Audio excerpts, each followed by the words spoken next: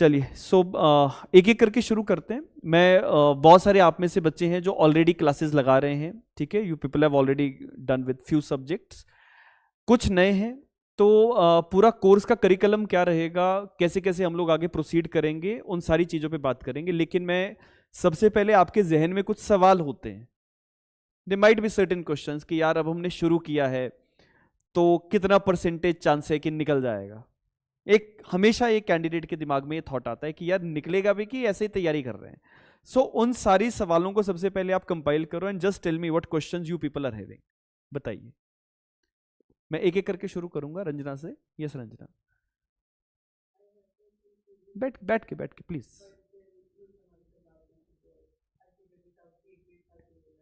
हाँ, कम से कम लाइक एज फार एज जो फर्स्ट क्वेश्चन आपका निकल के आ रहा है, that is how much time it will take.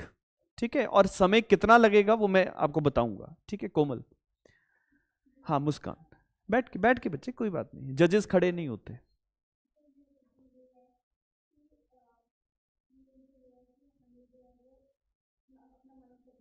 ठीक है। हाउ टू क्लियर, है ना, हाउ टू क्लियर,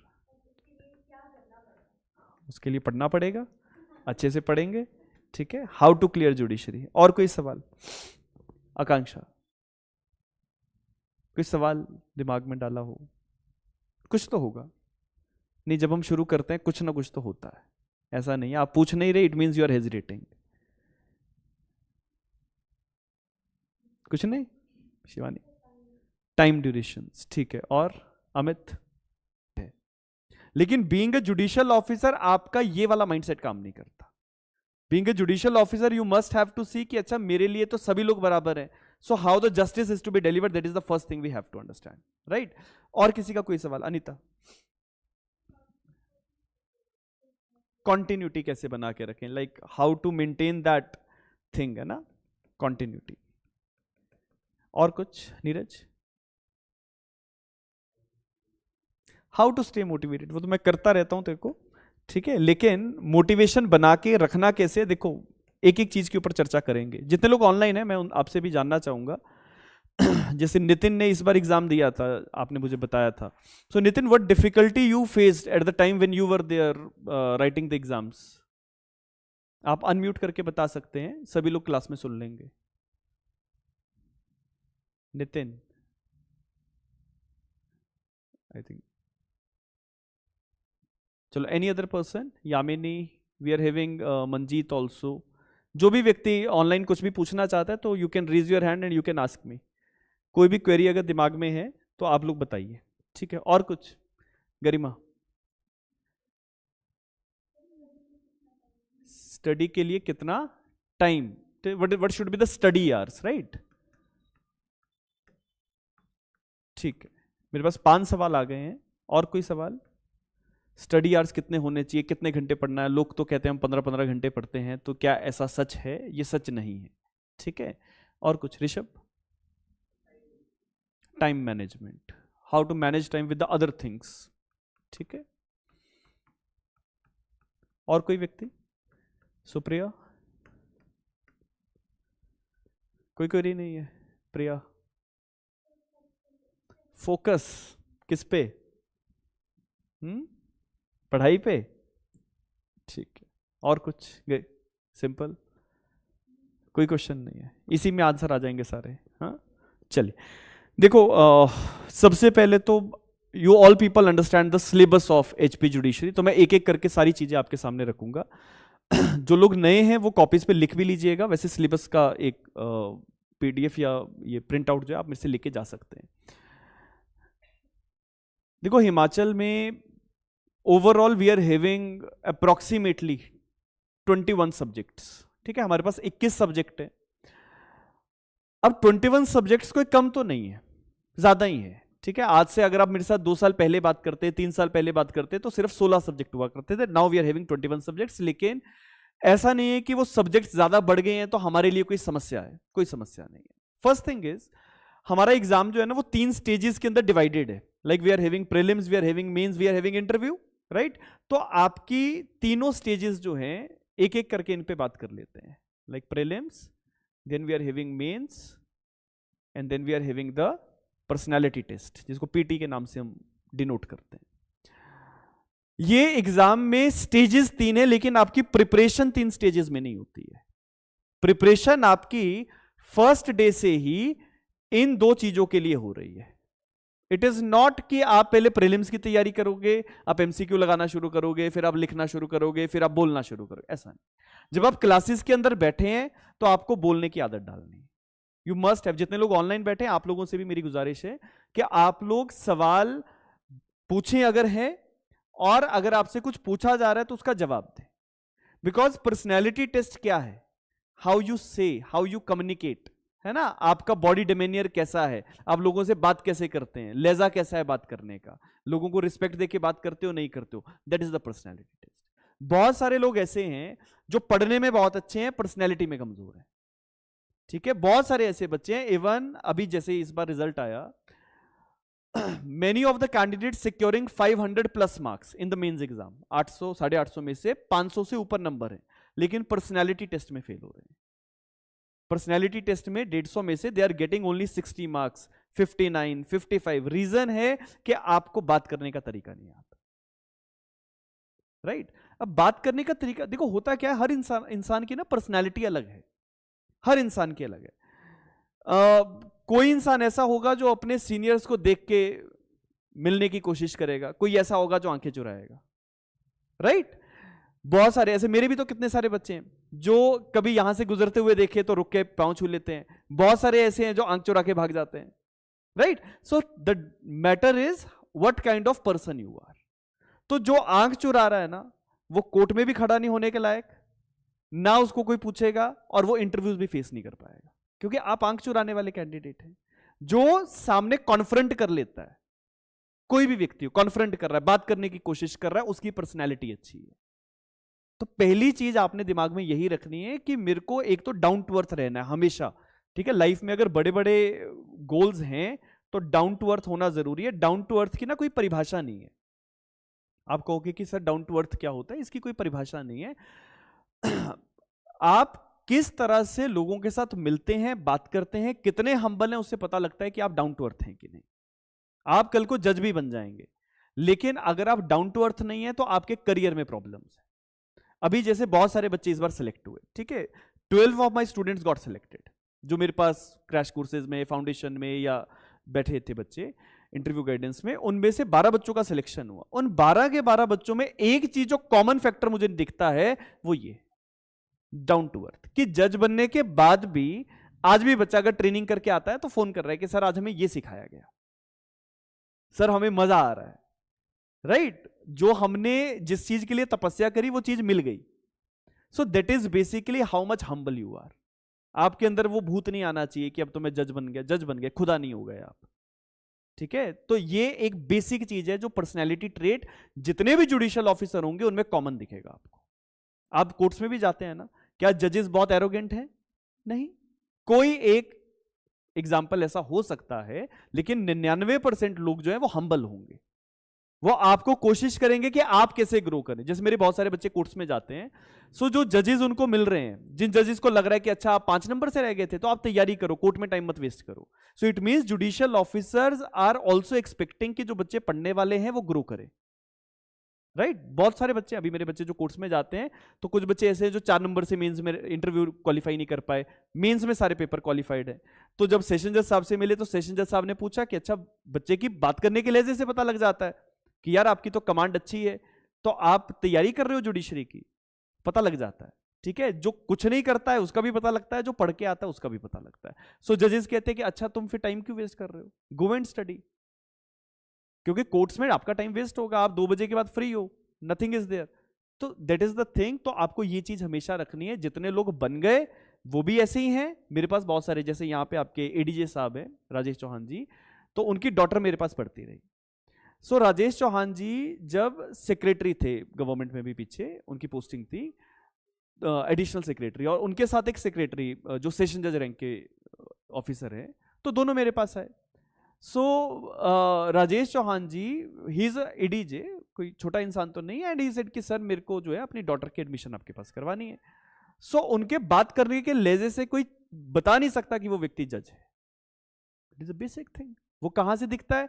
उनके पर्सनैलिटी से पता लग जाता है। और वो आज नहीं डेवलप हुई होगी ना, बचपन से वैसी है। आप किसी को फेक करके अपना चेहरा नहीं दिखा सकते। अगर आप फेक बनोगे तो इंटरव्यू में पकड़े जाओगे। बहुत सारे बच्चे पकड़े जाते हैं और बहुत अच्छे से फिर ग्रिलिंग भी होती है। सो पहली चीज आज से दिमाग में पहली चीज रखना कि पर्सनैलिटी अगर खराब है तो सुधार करने की कोशिश करनी है, क्योंकि गोल बड़ा है ना। जब बड़ी चीजें करनी हो तो छोटे छोटे सेक्रीफाइसेस करने पड़ेंगे, राइट? जब हाथी चलता है तो 10 लोग देखते हैं, तो आपको हाथी बनना है, राइट? तो दैट इज द थिंग जिसके लिए पहली चीज आपकी है कि आप एक तो अपनी पर्सनैलिटी, क्योंकि आपका व्यक्तित्व क्या है वो आपके अपने ऊपर होता है। हम सिर्फ आपको यह बता सकते हैं कि क्या आपके व्यक्तित्व में अच्छी चीज है, क्या खराब है। तो खराब अगर आपको बार बार बताएंगे तो आपको ऑफेंसिव लगता है कि सर ने ऐसे कैसे बोल दिया, लेकिन वो हमारा काम है। Unless and until we are not doing that, we are not justifying our job, right? Number 2 कि जब आप इंक्विजिटिव होना शुरू हो जाए। इंक्विजिटिव क्या होता है कि एक तो सवाल पूछने की एक क्षमता और एक कैपेबिलिटी डेवलप करना। सवाल एक होते हैं, कुछ बच्चे ऐसे होते हैं जो बिना कारण से सवाल बना लेते हैं, तो सवाल नहीं भी बन रहा तभी बना लेंगे।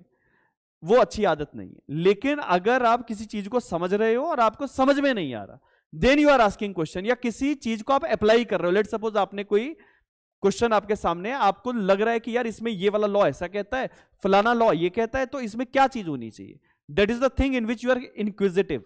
आपको पूछना चाहिए, ठीक है? जब तक पूछोगे नहीं, डाउट्स क्लियर नहीं होंगे। और बहुत सारे बच्चे ऐसे हैं जिनके डाउट्स क्लियर ही नहीं होते, बोलते ही नहीं है बच्चे, राइट? और तीसरी चीज, you must have a good communication skills. तो कम्युनिकेशन, देखो मैं भाषा से बात नहीं कर रहा कि आपकी अंग्रेजी अच्छी होनी चाहिए, आई एम नॉट सेइंग दैट। आपकी अंग्रेजी शायद बहुत अच्छी ना हो, अच्छा होना इज रिक्वायर्ड। रीजन क्या है कि जब आप पर्सनैलिटी टेस्ट में जाते हो ना, तो हम एक बात कहते हैं that you must have OLQ, officer like qualities. तो ऑफिसर लाइक क्वालिटीज के लिए आपको पहले देखना होगा कि ऑफिसर्स के अंदर क्वालिटी है क्या। बहुत इंपॉर्टेंट, राइट? मैं जिस परिवार से आता हूं, मेरे परिवार में मेरे फादर साहब और दोनों ब्रदर्स सारे ऑफिसर्स रहे हैं, एडमिनिस्ट्रेटिव ऑफिसर्स रहे हैं। सो वी अंडरस्टैंड कि what are the officer like qualities you need. चाहे आप जुडिशियल ऑफिसर्स को देखो, जब तक आपके अंदर वो क्वालिटीज नहीं आएंगी, और ये क्वालिटीज ही तो है, you are down to earth, आप बहुत एडमेंट नहीं हो, बहुत लोगों से ऐसे बदतमीजी से बात नहीं करते, एरोगेंट नहीं हो। हर व्यक्ति का अलग अलग व्यक्तित्व है ना, मैंने कहा। तो आपके अंदर ये चीजें होनी जरूरी है। आपके अंदर कम्युनिकेशन स्किल होना चाहिए, क्योंकि जब आप ऑफिसर है तो जनरली हमारे जो माहौल है, आप इंग्लिश में बात नहीं कर सकते तो हम ये समझते हैं कि ये इलिटरेट है। ये एक धारणा बना लेते हैं लोग, लेकिन ऐसा नहीं है। आप अगर इंग्लिश में बहुत अच्छे नहीं है लेकिन आप अपनी बात अच्छे से समझा सकते हैं, तो you are good person, you are having communication skills. लेकिन इंग्लिश अच्छी आपको थोड़ी करनी पड़ेगी, क्योंकि इंटरव्यू में क्या होता है कि आपका जो पर्सनैलिटी टेस्ट लेने के लिए लोग बैठेंगे वो हाई कोर्ट के जस्टिस है, ठीक है? जैसे इस बार जैसे इंटरव्यूज हुए तो honourable justice Jyotsna was there. So generally जो है, जो ऑनरेबल जस्टिस है, वो कोशिश करेंगे आपसे इंग्लिश में कन्वर्सेशन किया जाए, ताकि पता लगे कि आप कितने कंफर्टेबल हैं, कमांड है आपकी कि नहीं है। लेकिन ऐसा नहीं है कि पूरा इंटरव्यू आपका इंग्लिश में ही चलता है, it is a mix of Hindi and English. तो बस आपके कॉन्सेप्ट्स की क्लैरिटी कितनी है, आपको अपनी सराउंडिंग्स के बारे में पता है नहीं पता है, दैट इज वेरी इंपॉर्टेंट। इसके साथ साथ आपको सिर्फ लॉ तक अपने आप को सीमित नहीं करना है, आपकी सराउंडिंग्स में क्या हो रहा है ये भी पता होना चाहिए। बहुत सारे बच्चे क्या करते हैं, अच्छा लॉ पढ़ते रहते हैं, इंटरव्यू में गए, वो सवाल पूछ लिया कि जी आपके गांव के पास फलानी जगह है, आप गए हो, तो पता ही नहीं। You must know what is there in your surroundings, आप कहां से आते हो। जब मैं टेस्ट लेता हूं, पर्सनैलिटी टेस्ट हम लोग लेते हैं, मॉक इंटरव्यूज, तो तकरीबन पिछले 3 सालों में मैं लगभग 250 इंटरव्यूज ले चुका हूं। 100 तो मैंने अभी हिमाचल के लिए हैं, 100+ इंटरव्यूज, राइट? और उसके बियॉन्ड भी अदरवाइज जितनी भी स्टेट्स में बच्चे हमारे गए हैं। तो एक चीज मैं ये देखता रहा हूं कि आप अपनी अगर सराउंडिंग्स को नहीं जानते, आप अंधकार में हैं, ठीक है? अगर आप शिमला से आते हैं तो आपको यही नहीं पता कि शिमला में तहसीलें कितनी हैं, आपको ये नहीं पता कि शिमला जिला जो है वो कितने जिलों के साथ अपनी बाउंड्री शेयर करता है। तो इसका मतलब आपको छोटी छोटी चीजों के बारे में नॉलेज होना जरूरी है, राइट? आप जिस गांव से आते हैं वो गांव में क्या खास है, आपके परिवार में कोई व्यक्ति किस प्रोफेशन से है, तो वो आपको सारी जानकारी आपको होनी चाहिए। You must know the basic things. हम ये नहीं कह रहे कि बहुत इंटेलेक्चुअल चाहिए, बेसिक इंटेलेक्चुअल चाहिए, ठीक है? जो बहुत ज्यादा इंटेलिजेंट होते हैं ना, वो जज नहीं बनते, वो स्कॉलर्स बनेंगे, वो टीचर बनेंगे, वो नहीं बनेंगे जज। लेकिन जो एवरेज कैटेगरी का व्यक्ति समेशन रखता है सारी चीजों की, वो ऑफिसर लाइक क्वालिटी में आ जाएगा। ठीक है। इसके बाद मैंने कहा कि प्रीलिम्स की पीटी की तैयारी, पर्सनैलिटी टेस्ट की तैयारी वो आपकी पहले दिन से चल रही है। आप ये मत सोचोगे अच्छा सर कॉन्ट्रैक्ट पढ़ा रहे हैं तो कॉन्ट्रैक्ट तो बड़ा बोरिंग सा है, इसमें तो ऑफर एक्सेप्टेंस वाला पॉइंट है, तो कोर्ट में यूज ही नहीं होगा, आप जज बन जाओगे, आपके पूरे करियर में कहीं पे आपको कॉन्ट्रैक्ट एक्ट जो है वो नहीं मिलेगा। अगर आप कोर्ट में जाते हैं तो कोर्ट्स में आप बता दो कौन सा सिविल जज जो है जो कॉन्ट्रैक्ट एक्ट के सेक्शंस को ध्यान में रख के काम कर रहा है। नहीं, बहुत रेयर केस सिनेरियो। अगर कमर्शियल डिस्प्यूट्स है वो हमारे हिमाचल में वैसे ही बहुत कम है, कमर्शियल डिस्प्यूट्स है। कंज्यूमर फोरम्स कंज्यूमर एक्ट के अंदर काम करती हैं। तो लेकिन बेसिक अंडरस्टैंडिंग आपकी जरूरी है ना सब्जेक्ट की, क्योंकि जब आप इंटरव्यू में बैठोगे तो आपको क्या पता कि क्या पूछ लिया जाए, क्योंकि आपके सिलेबस का पार्ट है कि अच्छा ऑफर और इनविटेशन टू ऑफर में डिफरेंस बताओ, तो यू मस्ट नो कि क्या डिफरेंस आपका उसका कल को कोर्ट में यूज होगा नहीं होगा, that is not material for us. तो आपको बेसिक अंडरस्टैंडिंग हर सब्जेक्ट की होना जरूरी है। इसके साथ मेंस की तैयारी पहले दिन से चल रही है, क्योंकि जिस दिन जैसे आप कल मेरे पास कॉन्ट्रैक्ट का फर्स्ट सेशन लगाओगे, सो हम पहले सेशन में एक जनरल अंडरस्टैंडिंग्स की बात करेंगे कि अच्छा डेफिनेशन में प्रपोजल क्या है, एक्सेप्टेंस क्या है, एग्रीमेंट कैसे फॉर्म होगा, कॉन्ट्रैक्ट और एग्रीमेंट में क्या डिफरेंस आ जाएगा, इनविटेशन टू ऑफर में और ऑफर में क्या डिफरेंस आता है। ये जनरल बातचीत है ना। जब आप ये जनरल डिस्कशंस कर रहे हो, आपको एग्जाम में सवाल यहीं से आना है। यू मस्ट नो कि कॉन्सेप्ट क्या है यार, ठीक है। सिर्फ किताब पढ़ने से बात नहीं बनेगी। आप किताब पढ़ के अगर जज बनने तो कोई व्यक्ति ना पढ़े, किताबें पढ़ लो सिर्फ, नहीं होगा। क्योंकि किताब आपको तब समझ में आती है जब आप यहां से जिंदा हो जाए। अगर दिमाग आपका सोया हुआ है तो किताबें आप सारी पढ़ लो, आपको कुछ नहीं समझ में आएगा। बहुत सारे बच्चे हमने देखे, सर हम सेल्फ स्टडी कर रहे हैं 8-8 साल हो गए हमें पढ़ते, प्रीलिम्स नहीं निकल रहा। तो आपका दिमाग सोया है, किताबें आपने दुनिया भर की खरीद ली। तो पहले तो दिमाग जिंदा करना जरूरी है ना, कि ये खुला है तो हमें जो सामने वाला बोल रहा है वो समझ में तो आए। जैसे अभी मैं आपको कुछ बता रहा हूं, अगर आपका दिमाग सोया होगा तो आप सोच रहे होंगे कि पता नहीं कब सेशन बंद होगा और हम जाएं। अगर आपका दिमाग खुला है तो आपको समझ में आ रहा होगा कि यार इसकी इंपॉर्टेंस क्या है, what is the value of this. तीसरी चीज कि मेंस के लिए एक तो आपके कॉन्सेप्ट्स के लिए आपको कमांड करना बहुत ज्यादा जरूरी है। It all together about concepts, क्योंकि एग्जाम हिमाचल में खासकर बहुत फ्लैट नहीं आता है। कि आप ये सोचो कि अगर आप सीपीसी, आपने पहले भी तो कॉलेज में पढ़ा ही है, सीपीसी पढ़ा है, एविडेंस पढ़ा है, सब कुछ पढ़ा हुआ है, तो आपने रेस जुडिकाटा भी पढ़ा है, आपने रेस सब जुडिस भी पढ़ा है, सब कुछ पढ़ा हुआ है। मैं एक्सपेक्ट कर रहा हूं कि आपको सब कुछ आता है, बट रियलिटी में शायद आपको ना आता, क्योंकि जो उस पर्टिकुलर टॉपिक की रिक्वायरमेंट है वो कितना डेप्थ में जाएगा, कितनी उसकी इंटरसेसिस है, कितनी चीजों के साथ इंटरलिंक करेगा। क्योंकि जब मैं रेस जुडिकाटा पढ़ाऊंगा तो मैं एविडेंस भी रिलेट कर दूंगा, ठीक है। तो क्या आपको वो इंटरलिंकिंग आ रही है, समझ में नहीं आ रही, ठीक है। तो कॉन्सेप्ट इज वेरी इंपॉर्टेंट।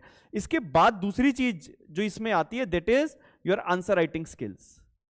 और आंसर राइटिंग स्किल ऐसा है कि एक दिन में आप नहीं सीखते, एक दिन में नहीं सीखते। अब आप लोगों को जैसे मैं असाइनमेंट्स देता हूं, पहला आंसर जो आपने लिखा था उसमें मैंने आपको बताया अच्छा यहां यहां आपने गलतियां करी हैं, ये आपने बहुत लंबा आंसर लिख लिया, ये शॉर्ट लिख दिया। सो आंसर राइटिंग में 3 चीजें हम हमेशा देखते हैं। नंबर 1 इज कि आपकी लेंथ क्या आप मेंटेन कर रहे हो कि नहीं कर रहे हो, दैट इज वेरी इंपॉर्टेंट, ठीक है। बहुत सारे बच्चे पेपर लिखने जाते हैं, आप लोग देखना जब आप कल को मेंस लिखोगे, मेंस लिखने से पहले मैं आपके 100 मेंस लिखवा चुका हूंगा। लेकिन जो बच्चे बिना प्रैक्टिस के जाते हैं, और आपको भी ये एक आइडिया होना चाहिए कि अगर आप प्रैक्टिस नहीं कर रहे हैं तो आने वाले समय में आपके सामने ये चीज आएगी। अगर आप प्रैक्टिस नहीं करते हैं, आप वहां पे पेपर देखोगे 20 से 35 सवाल आने की संभावना होती है। जो सिविल लॉ 1 का हमारा पेपर है, अप्रोक्सीमेटली 20 क्वेश्चंस आते हैं। सिविल लॉ 2 में अप्रोक्सीमेटली 15 से 18 सवाल आते हैं, और क्रिमिनल लॉ में लगभग 25 के आसपास क्वेश्चंस जो हैं वो पूछे जाते हैं। अभी सिर्फ 25 आए हैं इस बार जो हुआ। अगर आप हमारे जमाने की बात करें तो 40-40 सवाल हम लिखते थे, 40-40 क्वेश्चन। सो वो चीज आप तब कर पाओगे जब आप प्रैक्टिस करोगे, सिर्फ पढ़ने से, सिर्फ कॉपी को रट्टा मारने से नहीं होगा, वो प्रैक्टिस करने से होगा। क्योंकि होता क्या है, एक चीज क्योंकि जब हम लोग एग्जाम्स देते थे 2014 में 15 में, हम लोगों ने एक चीज रियलाइज करी कि आपके सामने क्वेश्चन पेपर आया और अगर आपने उस चीज पे काम नहीं किया, आपने सब्जेक्ट को डिटेल में नहीं पढ़ा है, आपको कॉन्सेप्ट्स नहीं पता, आप सवाल समझने में ही 3-4 मिनट लगा देते हो। अब एक बार पढ़ोगे फिर आपको समझ नहीं आएगा ये क्या कह रहा है, फिर दोबारा पढ़ोगे तब जाके समझ आए। जब तक आपने एग्जीक्यूट करना शुरू किया 5 मिनट तो निकल गए आपका एग्जाम अटेम्प्ट ही नहीं होगा पूरा। सो आपका एक ही फंडामेंटल है जो काम करेगा, that is how much fast you are in the execution, कितना जल्दी आपका दिमाग काम कर रहा है, राइट? कितना जल्दी आपने सवाल पढ़ा, आपको रिलेट कर लिया कि अच्छा ये तो फलाने केस पूछ रहे हैं, यू विल स्टार्ट राइटिंग। लेकिन अगर आपने अपने फाउंडेशन पे काम नहीं किया, आपके सामने सवाल आया, आप समझ ही नहीं पा रहे, हो सकता है जो कैंडिडेट ने अच्छे से पढ़ाई की हो वो डायरेक्टली लिंक कर जाए और आप सोचते रह गए उसने लिखना शुरू कर दिया, so you are out of time. तो वो चीज नहीं करनी है, ठीक है? तो एग्जीक्यूशन पे काम करना बहुत ज्यादा जरूरी है। ये एक दिन नहीं होगा, एक दिन में नहीं होगा, टाइम लगता है, ठीक है? कितना टाइम लगेगा उस पर बात करेंगे, लेकिन मेंस के लिए ये तीन चीजें इंपॉर्टेंट है: कॉन्सेप्ट्स की क्लैरिटी, आंसर राइटिंग स्किल्स, और एग्जीक्यूशन कितना फास्ट आप कर रहे हो, कितना फास्ट। और वही चीज डिसाइड करेगी कि आपका पेपर अटेम्प्ट होगा कि नहीं होगा।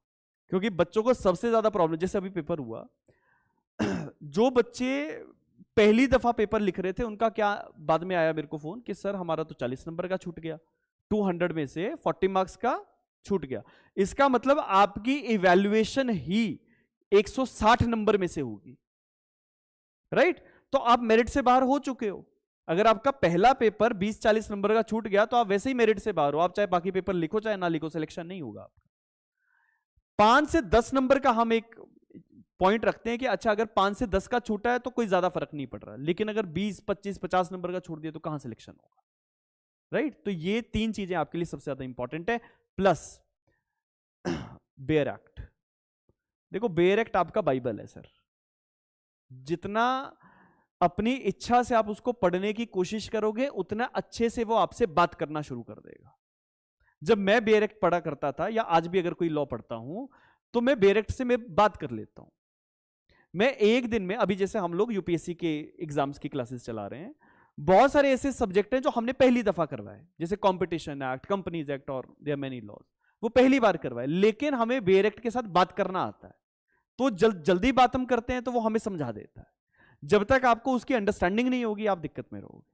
So you must have good command on the bare act. Exam में क्या होता है ना, बच्चे क्या होता है कि जैसे उनको आइडिया नहीं होता, हिमाचल में मेंस के एग्जाम में आपको बेयर एक्ट्स मिल जाते हैं, बच्चे बहुत खुश हो, सर वाह तो मजा ही आ गया, ठीक है बेयर एक्ट ही मिल गया, फिर और क्या चाहिए। सर आप बेयर एक्ट का यूज करोगे आपका पेपर नहीं होगा, वो आपको इसीलिए दिया जा रहा है कि आप उसको पढ़ें और आप कंफ्यूज हो जाए। सो जितने भी सिलेक्शन लेने वाले कैंडिडेट है वो बेयर एक्ट का कितना यूज करते हैं, सिर्फ प्रोविजन को देखने के लिए कि कहीं हम गलत प्रोविजन ना लिख दें गलती से, राइट? क्योंकि जो बेयर एक्ट्स वहां मिलते हैं वो विदाउट कमेंट्स वाले होते हैं, बिना इलस्ट्रेशंस वाले होते हैं, और एक कंपाइलेशन में सारे के सारे सब्जेक्ट्स होंगे। मतलब एक ही में सीपीसी भी होगा, साक्ष्य अधिनियम भी होगा, कोर्ट्स एक्ट भी होगा, स्टैंप एक्ट भी होगा, वो सारे एक ही में है। अब आप माइनर लॉज में बेयर एक्ट का यूज करोगे, मेजर लॉ में नहीं कर सकते, ठीक है? तो बेयर एक्ट का कितना यूज मेंस में करना है वो तीसरा फैक्टर आएगा।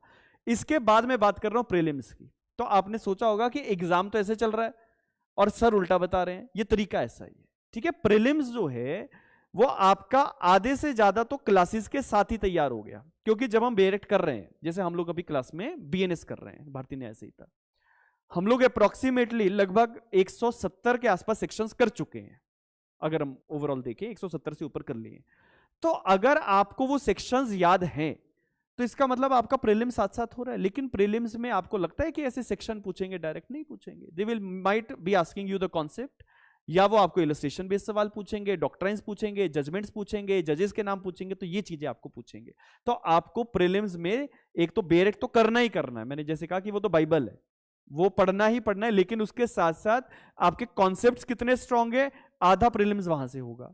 उसके बाद तीसरी चीज आती है कि आपने ऑब्जेक्टिव क्वेश्चंस की, एमसीक्यूज की प्रैक्टिस कितनी ज्यादा करी है, दैट इज वेरी इंपॉर्टेंट। और वो कैसे करनी है, क्या क्या सोर्स रखना है वो बताऊंगा। लेकिन प्रीलिम्स के लिए bare act, class concepts and MCQ practice, ठीक है? बहुत सारे बच्चों का प्रीलिम्स जो है वो इसीलिए रुक जाता है क्योंकि उनका बेयर एक्ट पे कमांड नहीं होता। बहुत सारों का इसलिए रुक जाता है कि वो बेयर एक्ट कर लेते हैं, कॉन्सेप्ट क्लियर नहीं होता, और कुछ ऐसे होते हैं जो एमसीक्यू की प्रैक्टिस नहीं करते, इस कारण से रह जाते हैं। तो आपको तीन चीजों पे हमेशा कमांड रखनी है, आज से ध्यान में रखना कि प्रीलिम्स के लिए बेयर एक्ट, क्लासेस में जो पढ़ रहे हैं वो तो है ही है, वो तो उसी में से तो डायरेक्ट चीजें आएंगी, और तीसरा हो गया कि आपने जो अदरवाइज एमसीक्यूज किए। क्योंकि बहुत बार क्या होता है, आप अलग अलग किताबें पढ़ोगे और कुछ किसी क्वेश्चन में किसी सेक्शन में कोई आपको ऐसा सवाल मिल गया जो अदरवाइज कहीं नहीं था, तो आप वो चीजें लिख लोगे, तो वहां से हमारा काम हो जाता है। तो सबसे पहले तो ये हमारा स्ट्रीमलाइन होना चाहिए कि करना क्या है, ठीक है। इसके बाद सिलेबस आप लोगों के सामने मैं एक बार शो कर देता हूं। जितने लोग ऑनलाइन है, I hope you people are getting my points, ठीक है। इफ यू सी, हमारा सिविल लॉ 1 जो है, सीपीसी, इसके बाद भारतीय साक्ष्य अधिनियम, तो next one is stamp act, HP courts act और स्पेसिफिक रिलीफ एक्ट। अब इन सारे सब्जेक्ट्स की वेटेज क्या है वो मैं आपको बता देता हूं। देखो, इन सब्जेक्ट्स में सीपीसी अप्रोक्सीमेटली 30% आपका एरिया कवर करता है। 30% मतलब अगर 100 नंबर का पेपर है तो 30 नंबर का पेपर जो है, लगभग 15 सवाल, क्योंकि 50 क्वेश्चन होते हैं सिविल लॉ 1 में, तो 15 सवाल आपके सीपीसी से आने ही आने हैं। सेम साक्ष्य अधिनियम भी आपकी 30% की वेटेज रखता है। 30% मतलब इससे भी 15 से 18 सवाल आने की संभावना रहेगी। स्टैंप एक्ट, कोर्ट्स एक्ट और एसआरए, इन तीनों की अगर हम बात करें तो specific relief act approximately 20%, approximately मतलब 10 एक सवाल एसआरए के आएंगे। इंडियन स्टैंप एक्ट और एचपी कोर्ट्स एक्ट, इन दोनों का मिला के जो रिमेनिंग ऑफ द पार्ट है, जैसे आपका कितना रहेगा 20%, तो रिमेनिंग इतना है। मतलब जो लास्ट के 10 क्वेश्चन बनेंगे उसमें से 4-5 क्वेश्चन स्टैंप एक्ट के होंगे, 4-5 क्वेश्चन आपके कोर्ट्स एक्ट के होंगे, ठीक है।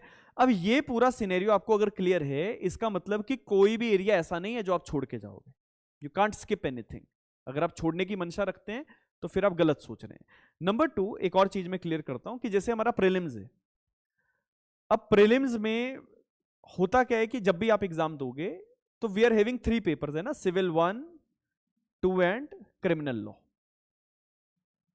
क्रिमिनल, अब ये 3 पेपर आपके कंडक्ट होंगे। हर पेपर में 50 क्वेश्चन मिलेंगे आपको, 50 questions, and each question is of 2 marks.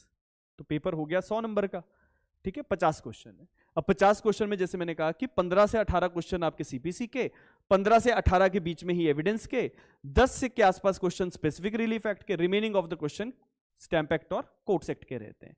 Her subject की बराबर वेटेज है। इन 5 के 5 सब्जेक्ट्स में जो बच्चा सेल्फ स्टडी कर रहा हो वो सीपीसी कुछ हद तक कर लेता है, एविडेंस भी चलो कर लेगा, लेकिन वो स्टैंप एक्ट में उलझ जाएगा। स्टैंप एक्ट टेक्निकल लॉ है, वो मतलब ऐसा कहेंगे कि आम इंसान के बस की बात नहीं है उसको समझना। उसके लिए आपको दिमाग लगाना पड़ेगा, क्योंकि वो फिस्कल लॉ, आपका जो क्रिमिनल लॉ है, सिविल लॉ है, उसकी समेशन बताता है। तो उसके लिए आपका मेंटल टेम्परामेंट वैसा ही चाहिए कि यार उस सब्जेक्ट की रिक्वायरमेंट क्या है। तो हम करेंगे क्लासेस में, उसमें कोई इशू नहीं है। लेकिन इसके बाद जो इसका सेकेंड पार्ट है, that is the civil law 2, तो उसमें अगर आप देखो तो ये 5 सब्जेक्ट्स हमारे रहेंगे। That will be the contract, जो हम कल शुरू कर देंगे, ठीक है। कॉन्ट्रैक्ट की वेटेज सिविल लॉ 1 में 50 क्वेश्चन आने हैं, तो 10 क्वेश्चन आपके कॉन्ट्रैक्ट के होंगे, ठीक है, 10 क्वेश्चन कॉन्ट्रैक्ट के। सेम हर सब्जेक्ट के आपके 10-10 क्वेश्चन जो हैं वो रहने वाले हैं हर सब्जेक्ट के। जैसे आपका कॉन्ट्रैक्ट है, हिंदू लॉ है, लिमिटेशन एक्ट है, ट्रांसफर ऑफ प्रॉपर्टी एक्ट है, या एचपी अर्बन रेंट कंट्रोल है। Each question carries 10 marks, sorry each subject carries 10 marks, ठीक है। तो ये आपको क्लियर होना चाहिए कि यार प्रीलिम्स में हम कॉन्ट्रैक्ट जो है उसमें से कितने सवाल आने की संभावना है, 10 सवाल आने की संभावना, ठीक है। 10 के 12 हो जाएंगे, 10 के 8 हो जाएंगे, वो थोड़ा बहुत पैटर्न हल्का फुल्का चेंज हो जाता है, लेकिन बहुत ज्यादा वेरिएशन नहीं आएगी। और जितने भी पास्ट में आप पेपर देखोगे तो 10-10 क्वेश्चन ही पूछे गए। लास्ट ईयर थोड़ा सा चेंज हुआ, जो अभी लास्ट एग्जाम हुआ उसमें इन्होंने एचपी रेंट कंट्रोल के सबसे ज्यादा क्वेश्चन पूछ लिए, अराउंड 14 के आसपास रेंट कंट्रोल से पूछा, 14 to 16, बाकी इन्होंने फिर बाकी बराबर बांट दिए। तो वो ऐसा है कि देखो कहीं एचपी हाईकोर्ट के रूल्स में ऐसा नहीं लिखा है कि ये 10-10 क्वेश्चन ही आएंगे, ऐसा नहीं लिखा है, लेकिन पास्ट ईयर पैटर्न्स जो 10 साल के हम देखते हैं उसके हिसाब से ये सारा अनुमान लगता है, ठीक है। तो 2023 तक 10-10 सवाल ही आते रहे। 2024 में जो पेपर हुआ उसमें इन्होंने रेंट कंट्रोल को बहुत ज्यादा वेटेज दे दी, मतलब अराउंड 14 to 16 के आसपास, बाकियों को कम रहा। इसके बाद जो सारा सिनेरियो है वो है आपका क्रिमिनल लॉ का। अब क्रिमिनल लॉ में we are having approximately 11 subjects, 11 subject है। 11 सब्जेक्ट में आपका बीएनएस, भारतीय न्याय संहिता, भारतीय नागरिक सुरक्षा संहिता, बीएनएसएस, नेगोशिएबल इंस्ट्रूमेंट एक्ट, ये पूरा नहीं आता, इसका सिर्फ आपको चैप्टर नंबर 17 पूछा जाता है, जिसमें आपका चेक बाउंसिंग 138 से लेके 148 तक का एरिया है, वही पूछते हैं। और वो बहुत ज्यादा टेक्निकल है नहीं, मतलब आपको बस एक जनरल अंडरस्टैंडिंग होनी चाहिए, तो you can do it. HP excise act 2011 का जो है, इसमें अभी रिसेंटली 2024 में अमेंडमेंट्स हुई है पनिशमेंट्स वाले पोर्शन में, देयर आर मेनी अमेंडमेंट्स, तो that we have to do. इसके बाद आपका wildlife protection, forest act, ये जितने सब्जेक्ट हैं, negotiable, excise, wildlife, forest, लगभग 3-3 सवाल प्रीलिम्स में हर सब्जेक्ट के आएंगे, लगभग मिनिमम 3 तो आने ही आने हैं, ठीक है। इसके बाद हुआ क्या, 2023 में ना कुछ चेंजेस हुए हमारे सिलेबस में, और एक बहुत लंबा चौड़ा सिलेबस और ऐड किया गया, जिसमें जुडिशियल सेंसिटिविटी को लेके कुछ टॉपिक्स इंसर्ट हुए। ये टॉपिक्स मुश्किल नहीं है, हम लोग जब क्लासेस भी लगा रहे थे तो approximately I think within the 20 to 25 sessions we have done all the sessions, ठीक है, जिसमें हमने सारा माइनर लॉ कर दिया था। अब इसमें क्या क्या है, जैसे सुप्रीम कोर्ट की guidelines with respect to bail and arrest, अब ये जब इंसर्ट हुआ था तो मैं आपको बता देता हूं, सीआरपीसी के अंदर कुछ जजमेंट्स आई थी, Satyendra Kumar Antil versus CBI, Siddharth versus state, है ना, तो ये कुछ जजमेंट्स थी, उन्हीं जजमेंट्स को ध्यान में रखते हुए ये सारे अमेंडमेंट्स जो थे ये इंट्रोड्यूस हुए। तो वो अब आज के समय में पुराना हो गया सब कुछ, लेकिन जब ये इंसर्ट हुआ तो जेंडर सेंसिटिविटी को लेके ये सारे टॉपिक्स हैं, जिसमें ये आपके एक्स्ट्रा सब्जेक्ट जो थे ये ऐड हुए, जिसमें POCSO, juvenile justice, domestic violence, PNDT, sexual harassment at work place, ये सारे 5 सब्जेक्ट्स नए इंसर्ट हुए। हर सब्जेक्ट में से 2-2 सवाल आने की संभावना है, 2 क्वेश्चन, जैसे जुवेनाइल जस्टिस एक्ट से पिछली बार अभी 4 क्वेश्चन आए थे, सेक्सुअल हरासमेंट में से आपको 2 सवाल आ गए, जुवेनाइल जस्टिस फिर आपका पॉक्सो से आपको 4 सवाल आ गए, तो ऐसा समेशन है। तो क्रिमिनल लॉ में एक चीज हमेशा ध्यान रखना कि बड़े क्रिमिनल लॉ का उतना रोल नहीं रहा जितना माइनर का रोल आ गया, क्योंकि बीएनएस और बीएनएस के कंसोलिडेटेड अगर क्वेश्चंस में कहूं तो 50 में से 15 या 18 क्वेश्चंस है, बाकी के 32 क्वेश्चन जो है वो माइनर लॉ के। उन्हीं बच्चों ने पेपर पास किया जिन्होंने माइनर पे काम किया था, जो 2 सब्जेक्ट पढ़ के आगे कि नहीं नहीं हम बड़े सब्जेक्ट करके जाएंगे, वो नहीं हुआ कोई, ठीक है। तो minor subject is very important, और उसके ऊपर आपको काम साथ साथ ही करना है, डोंट से कि अच्छा लास्ट में कर लेंगे, और ये सारी चीजें generally we had the recorded session, और क्लासेस में भी जब भी होगा तब भी कर लेंगे। सो एक तो ये हमें आइडिया होना चाहिए कि यार आना क्या है, कहां से कितना आएगा, तो और क्या कुछ छोड़ सकते हैं, तो पहले तीसरे सवाल का उत्तर है कि छोड़ कुछ नहीं सकते। क्या आप ये सोचो कि सर पीएनडीटी छोड़ दें, जैसे बच्चे आए कि सर मेरा ना जुवेनाइल जस्टिस नहीं हुआ, ठीक है, एग्जाम से 2 दिन पहले आप मेरे को कह रहे हो कि सर मेरा जेजे रह गया, क्लासेस में हमने करवाया नहीं हुआ, अब आपने जेजे छोड़ा, जुवेनाइल जस्टिस एक्ट के ही 6 सवाल आ गए, अब आप 6 के 6 में 0 हो गए, राइट, तो फिर मेरिट कहां से निकलेगी। तो ये बहुत इंपॉर्टेंट फैक्टर है जो आपको प्रीलिम्स के पर्सपेक्टिव से क्लियर होना चाहिए कि यार ये सब कुछ करना है। अब इसके बाद एक एक करके मैं बाकी चीजों पे आता हूं। क्लियर हो गया सिलेबस क्या क्या है, ठीक है, सिलेबस आप प्रिंट आउट मेरे से ले लेना। कितने क्वेश्चंस प्रीलिम्स में आने हैं, सिविल लॉ 1 में 50 क्वेश्चन, सिविल लॉ 2 में 50 क्वेश्चन, क्रिमिनल लॉ में 50 क्वेश्चन।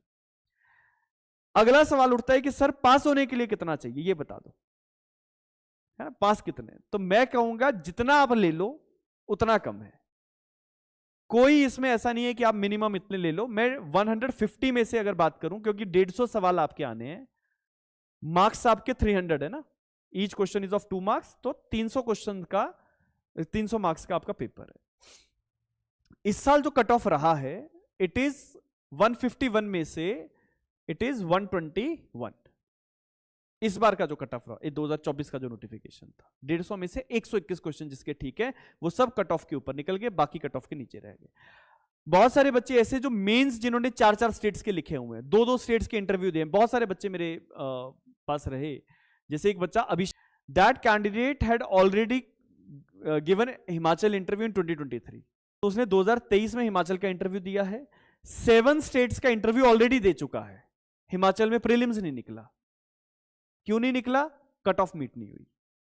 तो आपको उतनी शिद्दत डालनी पड़ेगी अपने प्रीलिम्स में, क्योंकि बहुत बड़े बड़े खिलाड़ी आएंगे जो 4-4 5-5 सालों से बैठे हैं, शायद 5-5 स्टेट्स का इंटरव्यू दे चुके हैं, उनके साथ भी आपको बैठना है ना, ठीक है, तो आप उनसे बेस्ट हो, ये आपको पहले से दिमाग में रखना है। ये कोई फैक्टर नहीं होता कि सर इसने तो 7 स्टेट्स का मेंस लिखा है तो ये हमसे अच्छा होगा, आप उससे बेहतर हो सकते हो, राइट। तो 121 इस साल का रहा है। सेफ स्कोर अगर मेरे से आप पूछोगे तो मैं कहूंगा कि 125 प्लस आपका जो है वो सेफ स्कोर जनरली माना जाता है, जनरली माना जाता है depending upon the level of examination. कभी कभी पेपर जो है वो इजी आ जाता है तो कट ऑफ का लेवल ऊपर निकल जाएगा, कभी वैकेंसीज ज्यादा आ गई हैं तो कट ऑफ नीचे जा रहा है, वैकेंसीज कम है तो कट ऑफ, हम लोगों ने तो जब पेपर दिया दो वैकेंसीज आती थी तो 132 नंबर हम निकालते थे 150 में से, वो कट ऑफ निकल जाता था। ठीक है, तो आपको ये कोई ऐसा क्राइटेरिया नहीं कि सर 125 से ऊपर आ गए तो अब सेफ ही है, ऐसा नहीं। आपका मैक्सिमम कितना पोटेंशियल है और मैक्सिमम पोटेंशियल आपके ऊपर है, आपने कितनी तैयारी करी। ठीक है, जब आप एग्जाम देके आओ तो 150 में से आप ऐसा बोलने चाहिए सर मेरे 135 ठीक है, तो आपको कोई सोचने की चिंता नहीं है कि मेरा कट ऑफ निकलेगा नहीं निकलेगा, मेंस की तैयारी करूं ना करूं, एक कोई सवाल नहीं। आप पहले दिन से आप इतने श्योर होने चाहिए कि नहीं मैं मेंस में बैठ रहा हूं, तो you have to figure out this, ये पहले दिन से आपके दिमाग में होना चाहिए, तो उसी तरीके से तैयारी होगी। बहुत सारे बच्चे ना, मैं कहा ना मेंस की तैयारी कर रहे हैं, प्रीलिम्स की तैयारी नहीं करे। बहुत सारे बच्चे आते हैं कि अच्छा मेरे पास आएंगे टेस्ट पेपर देने, मेंस के पेपर लिख रहे हैं। जब मैंने कहा कि प्रीलिम्स नहीं दे रहे, नहीं सर प्रीलिम्स तो हो ही जाएगा, प्रीलिम्स तो हो ही जाएगा। अच्छा 150 में से 110 नंबर आ रहे हैं फिर, तो इसका मतलब आपने उसको फॉर ग्रांटेड ले लिया ना, जब आपने लिया फॉर ग्रांटेड तो वो आपको बाहर निकालेगा। तो आपको छोटे छोटे एस्पेक्ट्स को ध्यान में रखना होता है, छोटे छोटे, पेपर मुश्किल नहीं आता, हम चीजों को फॉर ग्रांटेड ले गए और वहीं से नुकसान हो गया। फिर आपके मेंस की तैयारी का फायदा क्या हुआ? पहली सीढ़ी चढ़ोगे तभी तो चौथी सीढ़ी पे चढ़ोगे ना, पहली सीढ़ी आपसे चढ़ी नहीं जा रही, चौथी की तैयारी करी जा रहे हो। How it is going to work out, right? तो ये चीजें आपने सबसे पहले ध्यान में रखनी है कि किस सब्जेक्ट का कितना वैल्यू है, कितनी प्रपोर्शन है, कितने क्वेश्चंस आते हैं, उसके ऊपर कितना काम करने की जरूरत है, और काम हर सब्जेक्ट पे 100% से नीचे कुछ नहीं। ठीक है, हर, अगर मैं स्टैम्प एक्ट बोलूं तो आपको स्टैम्प एक्ट आना चाहिए, कोर्ट सेक्ट बोलूं तो कोर्ट सेक्ट आना, छोटे छोटे सब्जेक्ट है, कोई बड़े थोड़ी है। कोर्ट सेक्ट 2 दिन में हो जाता है, 1 दिन में ही हो जाता है, इवन है ही क्या उसमें, 30 से 1 सेक्शन है। ठीक है, पॉक्सो है, डीवी एक्ट है, कितने दिनों का समय है, 2-2 दिनों में हो जाते हैं सारे। लेकिन आपने काम किया कि नहीं किया, दैट इज इंपॉर्टेंट। बड़े सब्जेक्ट टाइम लेते हैं, आप बोलोगे BNSS it will take 2.5 months, CPC 3 महीने वो लेगा, लेकिन छोटे सब्जेक्ट्स कम समय लेंगे, वेटेज ज्यादा है, राइट? ये चीज क्लियर होगी कि कितना आएगा। इसके बाद इन्हीं सब्जेक्ट्स को लेके जब मैं मेंस की बात करूंगा तो मेंस में जैसे आपका सिविल लॉ 1 है, आपको CPC और भारतीय साक्ष्य अधिनियम, इसका ना कंपलसरी क्वेश्चन आएगा बेटा, कंपलसरी क्वेश्चन। जो पहला सवाल होगा ना, 40 नंबर का पहला सवाल, वो पहले सवाल में CPC होगा और दूसरा सवाल 40 नंबर का भारतीय साक्ष्य अधिनियम का होगा। इसका मतलब देखो 200 मार्क्स का मेंस का सिविल लॉ 1 का पेपर है, 200 नंबर का। आप लोग लॉ के अभी तक जो कॉलेजेस में पेपर देते आए वो 100-100 नंबर के पेपर होते थे। आपको पता होता था 10 सवाल आने हैं, 5 लिखने हैं, शीटें भरनी है, नंबर मिल जाएंगे, बढ़िया, राइट? इसी अप्रोच से पास हो गए ना सारे। अब नहीं चलेगा ये अप्रोच, दरवाजे के बाहर नहीं चलेगी। आपकी अप्रोच मैंने बता दिया अब क्या होनी चाहिए। You must be very clear on the things. आप जो पढ़ रहे हैं आपको पता होना चाहिए आप पढ़ क्यों रहे हो, इसमें है क्या, इसका रिलेशन क्या है, ये कैसे कोर्ट्स में काम करता है। You must have that kind of mental aptitude. So civil law 1 200 marks का पेपर है, इसमें CPC का 40 नंबर का क्वेश्चन और भारतीय साक्ष्य अधिनियम का 40 नंबर का क्वेश्चन मैंने कहा कंपलसरी रहेगा, कंपलसरी तो छोड़ ही नहीं सकते। इसके बाद HP कोर्ट्स एक्ट और स्टैंप एक्ट और स्पेसिफिक रिलीफ एक्ट का एक मिक्स्ड क्वेश्चन जो है वो कंपलसरी में रहेगा, वो कंपलसरी में, मतलब इन दोनों का समेशन है और इसका एक इंडिविजुअल एक आपका क्वेश्चन जो है 40 नंबर का। तो ऐसे कभी कभी मिक्सचर में आ जाते हैं क्वेश्चन, कभी कभी आइसोलेटेड होते हैं, जैसे सिर्फ CPC का ही 40 नंबर का सवाल है तो वो, या CPC और एविडेंस का 40 नंबर का कंबाइंड क्वेश्चन है।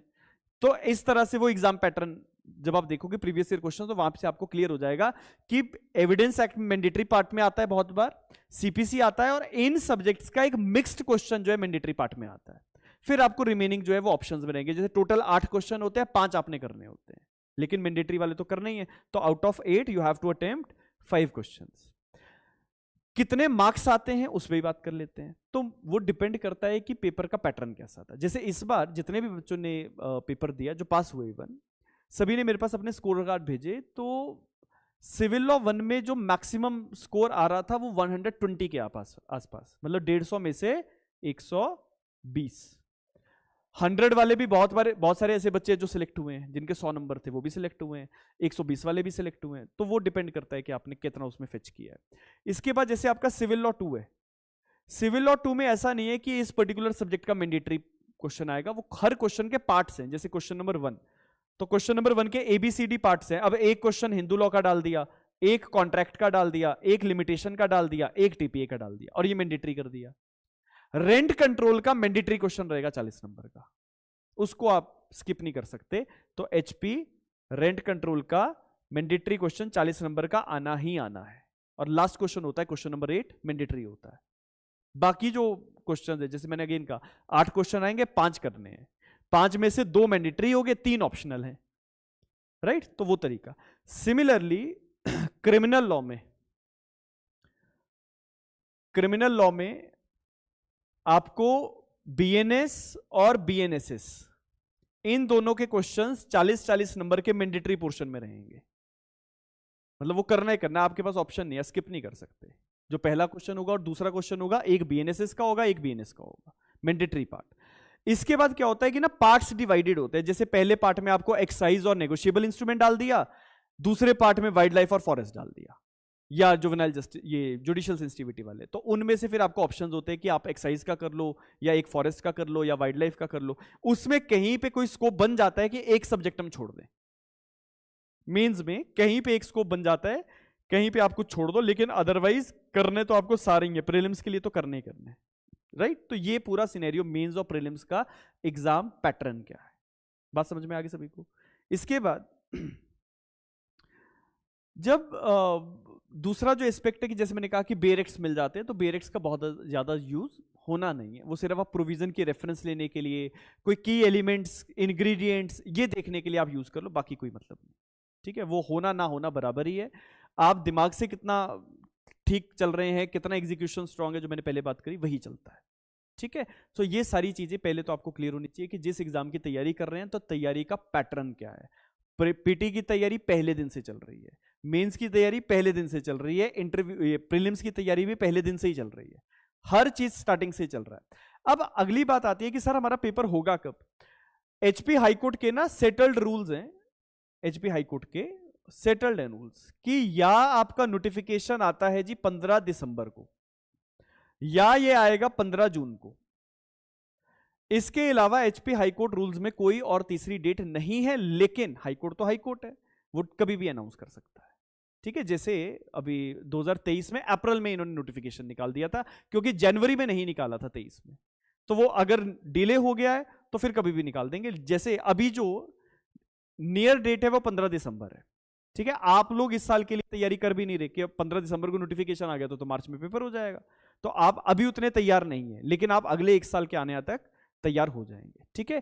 तो 15 दिसंबर को या 15 जून को, कभी कभी साल में 2 बार भी आ जाता है। एक बार अगर नोटिफिकेशन आ गया, मैं आपको पूरा पैटर्न दे देता हूं। अगर दिसंबर में नोटिफिकेशन आया है तो 27 या 28 फरवरी जो भी डेट बन रही है, या 1 या 2 मार्च जो भी डेट है, जिस भी डेट को संडे आ गया आपका प्रीलिम्स ऑलरेडी फिक्स्ड है। जिस भी डेट को संडे आ रहा है आप कैलेंडर निकाल के देख लो, जो संडे आ रहा होगा ना इन 4 दिनों में, या 3 मार्च को, 4 मार्च को, जो भी संडे आ रहा होगा उस संडे को आपका प्रीलिम्स हो जाएगा, प्रीलिम्स। इसके बाद प्रीलिम्स का रिजल्ट 15 दिनों में आ जाता है।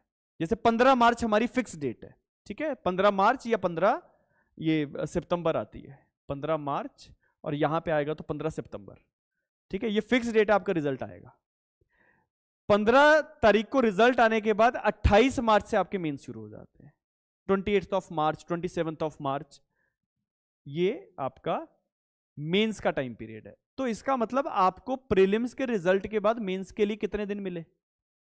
12 से 13 दिन, इससे ज्यादा नहीं मिले। आप सोच सकते हो कि 12 दिनों में तैयारी होगी, नहीं, वो स्टार्टिंग से चल रहा है। तो जिन लोगों ने इस बार जो भी एग्जाम आता है वो 6-8 महीने पहले से शुरू हो चुके हैं, राइट। तो जैसे मैंने जून में टेस्ट सीरीज शुरू कर दी थी, बच्चे ऑलरेडी उसमें पेपर्स देना शुरू कर चुके हैं, ताकि अगर नोटिफिकेशन आ गया तो हमें वो प्रॉब्लम ना आए कि यार अब हम क्या करें, क्योंकि नोटिफिकेशन आने के बाद ना वो पैनिक हो जाता है, सर पेपर आ गया, पेपर आ गया, अब क्या करें, ठीक है। अब कुछ नहीं कर सकते, अब आपके हाथ में कुछ नहीं, जिसने तैयारी करनी थी वो पहले से कर रहा है, आप नोटिफिकेशन आने के बाद सोचोगे मैं तैयारी करूं, नहीं हो सकती। नोटिफिकेशन आने के बाद सिर्फ और सिर्फ अब हम जो पुराना हमने सब कुछ कर लिया है उसको रिवाइज करते हैं। मतलब नोटिफिकेशन आने से पहले 3 बार रिवीजन तो हो चुकी होनी चाहिए ना। अगर रैंक 1 निकालना है तो आपकी तैयारी हो चुकी है, अब आपका काम सिर्फ प्रैक्टिस का है। इसीलिए मैं हमेशा कहता हूं कि समय से पहले जागो। कम से कम नोटिफिकेशन के 8 महीने पहले आपकी प्रिपरेशन शुरू हो जाती है, कम से कम 8 महीने पहले। तो अगर आप अगले साल को एक्सपेक्ट कर रहे हो कि अगले साल मैंने दिसंबर में पेपर जो है वो वाला देना है, तो आप उससे 8 महीने 10 महीने पहले शुरू हो जाओ, क्योंकि सीट आपको एक लेनी है। You have to secure a rank, और रैंक 1 के नीचे दूसरी कोई चीज सोचना व्यर्थ है। आप ये सोचो सर रैंक 2 मिल जाए, 3 मिल जाए, 4 मिल जाए, वो जो भगवान ने देना है वो दे देगा। आपकी तैयारी रैंक 1 की है, क्योंकि आपको एक सीट लेनी है और मान लो वो सीट एक ही है, यही है, तो आपकी तैयारी उस तरीके की होनी चाहिए। कम से कम 8 से 10 महीने पहले शुरू हो जाओ। क्या करना है इनसे 8 से 10 महीने में? Regular answer writing practice. Regular, अगर आपके कॉन्सेप्ट्स क्लियर हो चुके हैं, सब्जेक्ट हो चुका है, so go through with the answer writing practices. Mains की तैयारी शुरू हो गई, और प्रीलिम्स के लिए एमसीक्यू लगाते जाओ। जो सब्जेक्ट आपने एक पकड़ लिया उसके एमसीक्यू और उसकी आंसर राइटिंग करते जाओ। जितने आंसर लिखोगे उतने कम है। At the end of the day ऐसा होगा कि अगर आपने 50-60 क्वेश्चंस लिख लिए हैं तो एग्जाम में और कहां से आएगा? वहीं से आएगा सब कुछ।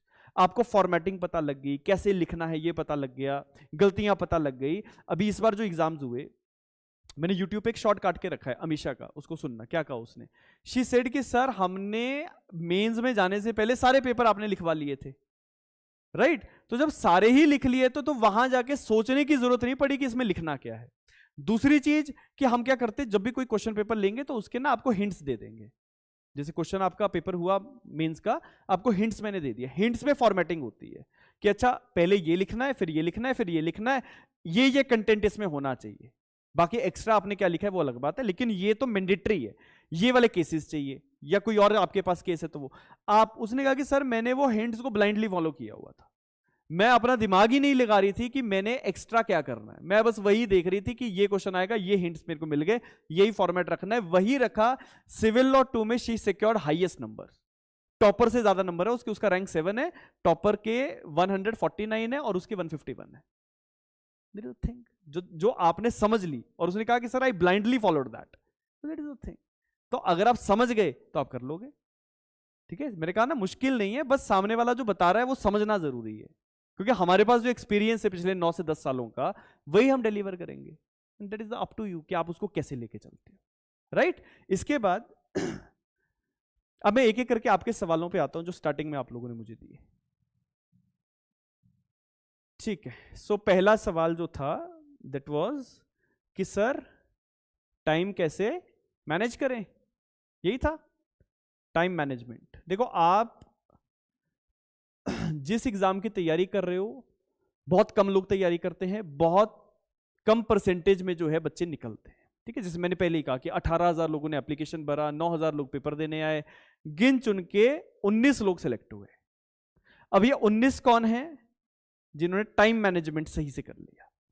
आपकी लाइफ में बहुत सारी चीजें चल रही हैं, बहुत सारी चीजें। आप अगर सिंगल हो तो सकता है you are ready to mingle, हो सकता है आपका कोई अफेयर चल रहा हो, ठीक है। टू बी वेरी ऑनेस्ट, आप जिस अवस्था में हैं, हार्मोन्स ज्यादा उबाल मारते हैं ना, तो आपको इन चीजों से थोड़ा सा पीछे हटना है, ठीक है। बिकॉज ये सारी चीजें डिस्ट्रैक्शन है, ये एग्जाम में काम नहीं करेगी। अगर कोई एक्चुअल में आपका लाइफ पार्टनर बनने के लायक है तो वो आपको सपोर्ट करेगा। तो अगर कोई ये कह रहा है कि नहीं नहीं तुम मुझसे बात नहीं कर रहे, मेरा फोन काट देते हो, तो मैं बात नहीं करूंगी या करूंगा, तो इसका मतलब वो शायद आपके लिए प्रॉब्लमेटिक है। तो avoid such kind of things. अब किसी का हो किसी का ना हो उससे मुझे मतलब नहीं है, मुझे बताना जरूरी है कि ऐसी चीजें समाज में हैं, आपको ध्यान रखना है, ठीक है। मैं हर किसी का फोन तो चेक नहीं कर सकता, ठीक है ना। मैं आपकी पर्सनल लाइफ में इंटरफेयर करूंगा, अपराध हो जाएगा ना। मैं कुछ और बोलूंगा आपको, मेरा काम है आपको बताना कि भाई ये कर लो और ये मत करो। जो समझ जाएगा वो निकाल लेगा, जो नहीं समझेगा वो फिर 2-3 साल बाद मुझे कोर्ट में मिलेगा। तो आपकी जिम्मेदारी यही है, ठीक है। पहली चीज अवॉइड डिस्ट्रैक्शंस। डिस्ट्रैक्शंस और क्या क्या है? आपके सबसे बड़ी डिस्ट्रैक्शन तो आपके पर्स में है, आपकी जेब में है, मोबाइल फोन, ठीक है। रिस्ट्रिक्ट करना है, इंस्टाग्राम, फेसबुक और जो भी चीजें हैं उनको अवॉइड करो, हो सके तो अनइंस्टॉल करो फॉर द कम से कम 1 साल के लिए। ये जरूरी है। जितने भी बच्चों ने अभी मेरे इंटरेक्टिव सेशंस दिए सारे यूट्यूब पे अपलोडेड है। एक भी बच्चा मुझे बता दो जिसने ये बोला हो कि सर मैं ये बड़ा एक्टिव था इंस्टाग्राम पे। जो बोल भी रहा होगा वो झूठ बोल रहा होगा। Nobody is there. ठीक है, 1-1 साल तक सारे गायब है, 2-2 साल तक गायब है। क्योंकि आप जब बड़े ऑब्जेक्टिव्स आप लेके चलते हो तो ये छोटी चीजें हैं। ठीक है, आज आपको कोई नहीं जानता, आप इंस्टाग्राम पे किसी का गाना साथ में लगा के कोई वीडियो लगा दोगे, कौन देख रहा है आपको? Who are you? नथिंग। लेकिन आज वो जो जजेस जैसे सिलेक्ट हुए, जैसे प्रियंका सिलेक्ट हुई रैंक 5, तो ना मुझे वीडियोस भेजती है किस वो जुडिशियल एकेडमी है गंडल में, तो वहां से पहाड़ों की फोटो। अब वो हरियाणा की लड़की है, चरखी दादरी की, छोटे से गांव की, फादर उसके इलेक्ट्रिसिटी डिपार्टमेंट में, वो सिलेक्ट हो गई, फर्स्ट अटेम्प्ट में सिलेक्ट हुई। अब इतनी ज्यादा खुशी, वो मेरे को वीडियो बना के कहती sir I am sharing some moments with you, है ना। वो गाड़ी के सनरूफ से बाहर निकाल के उसको हार, मतलब फूलों के हार लगा रखे हैं उसको बिल्कुल, है ना। सो दैट इज द थिंग। अब आज वो रील डालेगी ना, मैं भी देखूंगा, यार देखो कितना मजा आ रहा है, राइट। हमें कौन, आपको कौन देख रहा है? कोई नहीं देख रहा, तो क्या मतलब है उस रील डालने का? कोई मतलब नहीं। Very honest. ठीक है, जब आपको लोग सुनते हैं, आपके प्रभाव से लोगों के ऊपर कोई प्रभाव पड़ रहा है, then it means you are having something. ठीक है, आज मैं अगर इस प्लेटफॉर्म से कुछ बोल रहा हूं, ये सारी जगह जाता है, यूट्यूब पे भी जाता है, तो जब लोग देख के मुझे जज करते हैं तो मुझे पता है कि मेरे बोलने से प्रभाव पड़ रहा है। तो लेकिन आपके बोलने से कोई प्रभाव नहीं पड़ रहा, तो आपको अपना प्रभाव स्थापित करना है। You have to create that, और वो क्रिएट तभी होगा जब पेपर निकलेगा। ठीक है, उससे ऐसे नहीं होगा। सो पहली चीज कि ये जो डिस्ट्रैक्शंस हैं इनका दरवाजा बंद कर दो। ठीक है, मुश्किल होता है, धीरे धीरे करो, धीरे धीरे। रोज का ना अपना टाइम स्लॉट बांट लो कि यार मैं 1 घंटा देख लूंगा, चलो ठीक है। स्क्रॉलिंग करनी है, वो जैसे स्क्रॉलिंग करता है कोई, तो थोड़ी देर करूंगा। फोन बंद रखो या साइलेंट पे रखो and focus upon the studies, that is the only thing. और ये अंदर से आएगा, मेरे बोलने से नहीं आएगा। ठीक है, आपको अगर शर्म है तो आपको हो जाएगा ये, अगर शर्म नहीं है फिर नहीं आप करोगे, क्योंकि एक बार आपने फोन उठा लिया ना, फिर 2 घंटा 1 घंटा वो ऐसे ही निकल जाता है।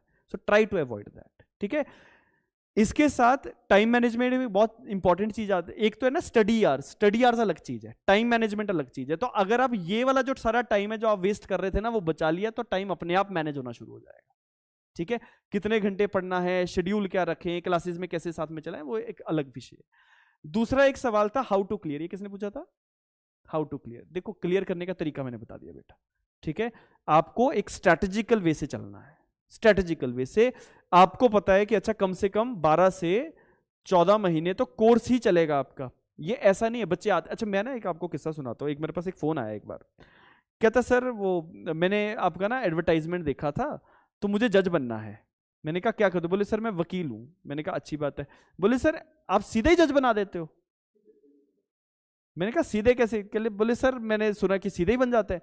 मैंने कहा सीधे तो आप ही बना सकते हैं, हम तो नहीं बना सकते सर। तो वो कमीशन में एक लिख के दे दो चेयरमैन साहब को कि हमें बहुत जल्दी है, तो शायद कुछ हो जाए। तो ऐसे भी लोग हैं जिनको कुछ नहीं पता। ठीक है, तो आपको इतना टाइम मिनिमम अपने आप को प्रिपेयर करने में लगेगा, क्योंकि जब अच्छी तरह से पकोगे तभी आगे काम करोगे। ठीक है, 6 महीने 2 महीने की तैयारी नहीं हो सकती।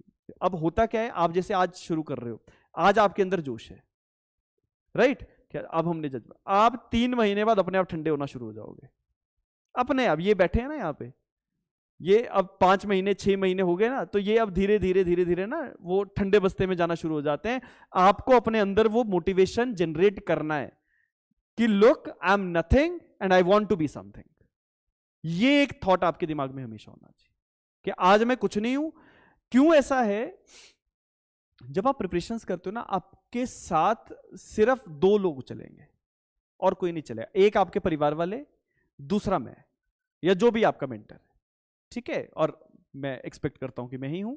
ठीक है, तो और कोई नहीं। आप जब सिलेक्शन लोगे तो आपके परिवार वाले सबसे ज्यादा खुश होंगे, आपके रिश्तेदार कम होंगे, दूसरे नंबर पे मैं हूंगा। I will be more happy than your relatives, right. Reason, क्योंकि हम लोगों ने भी तो साथ में तपस्या की है ना।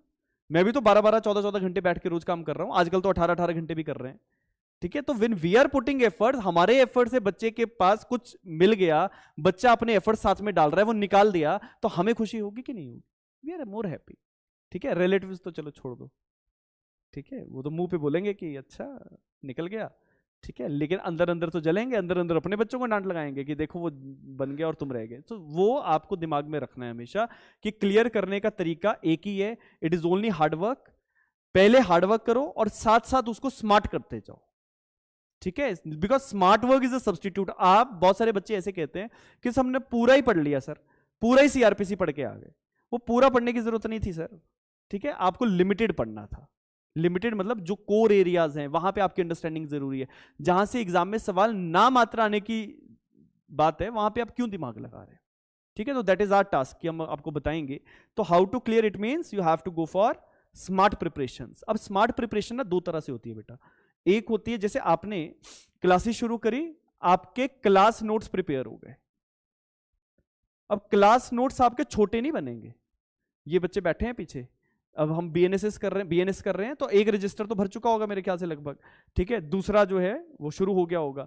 तो क्लास नोट्स छोटे नहीं बनेंगे, लेकिन ये क्लास नोट्स आपकी बेसिक स्ट्रेंथ बनी है। आपको पता लग गया अच्छा कहीं पे जिंदगी में कहीं भी फंसोगे ये क्लास कॉपी काम कर जाएगी। बहुत सारे बच्चे ऐसे हैं जो प्रैक्टिस कर रहे हैं और कोर्ट में कोई ऐसा केस आ जाए जो हमारी क्लासेस में हमने टॉपिक्स डिस्कस किए तो क्लास की कॉपी से देख लेते हैं कि अच्छा ये हमने ऐसे पढ़ा था, जज को ये बताना है, ठीक है। तो ये आपने सबसे पहले, ये आपकी बेसिक स्ट्रेंथ है जो हम फाउंडेशन में करते हैं ये। लेकिन ये हर बार काम नहीं करेगा, हर बार काम नहीं करेगा। इसका मतलब क्या है कि जब आप मेंस देने जाओगे आपको 5 दिन में 21-22 सब्जेक्ट करने हैं, तो इतनी बड़ी रजिस्टर थोड़ी पढ़ पाओगे आप, ठीक है।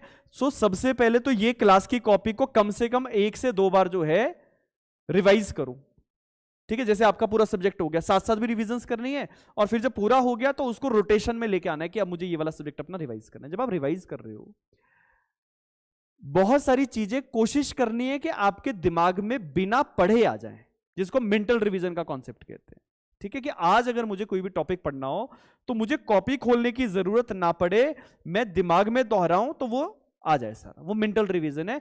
जितनी बार मेंटल रिवीजन करोगे उतना स्ट्रांग होते जाओगे। कॉपी बार बार पढ़ोगे, होता क्या, कॉपी तो पहले भी पढ़ रहे थे, किताबें तो पहले भी पढ़ रहे थे, कितना दिमाग में रिटेन करके रखा, कोई भी नहीं, ठीक है, क्योंकि प्रैक्टिस नहीं करी।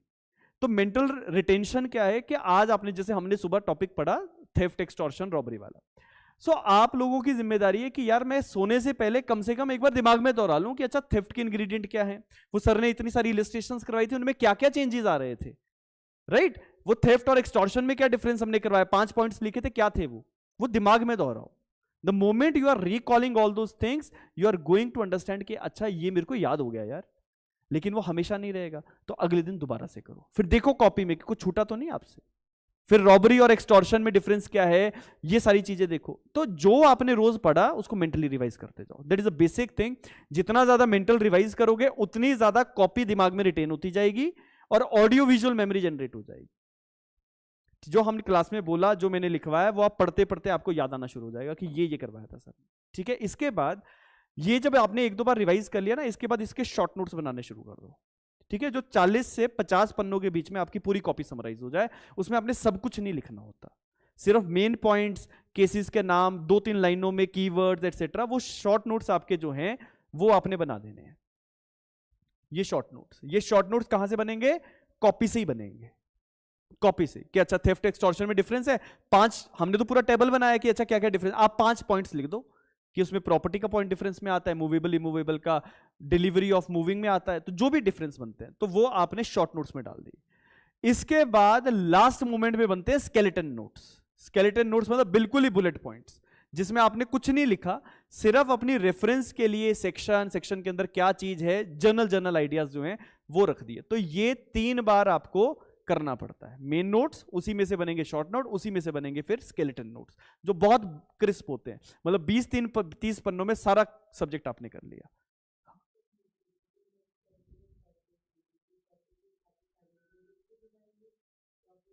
ठीक है, ये जो शॉर्ट नोट्स हैं ये आप देखो, जैसे आपने पूरी कॉपी कर ली ना, अब कॉपी के बेसिस पे आप बना लो, साइमल्टेनियसली बनाने की जरूरत नहीं है। Firstly go through with the copy, revise the copy thoroughly, then go for the short notes, ठीक है।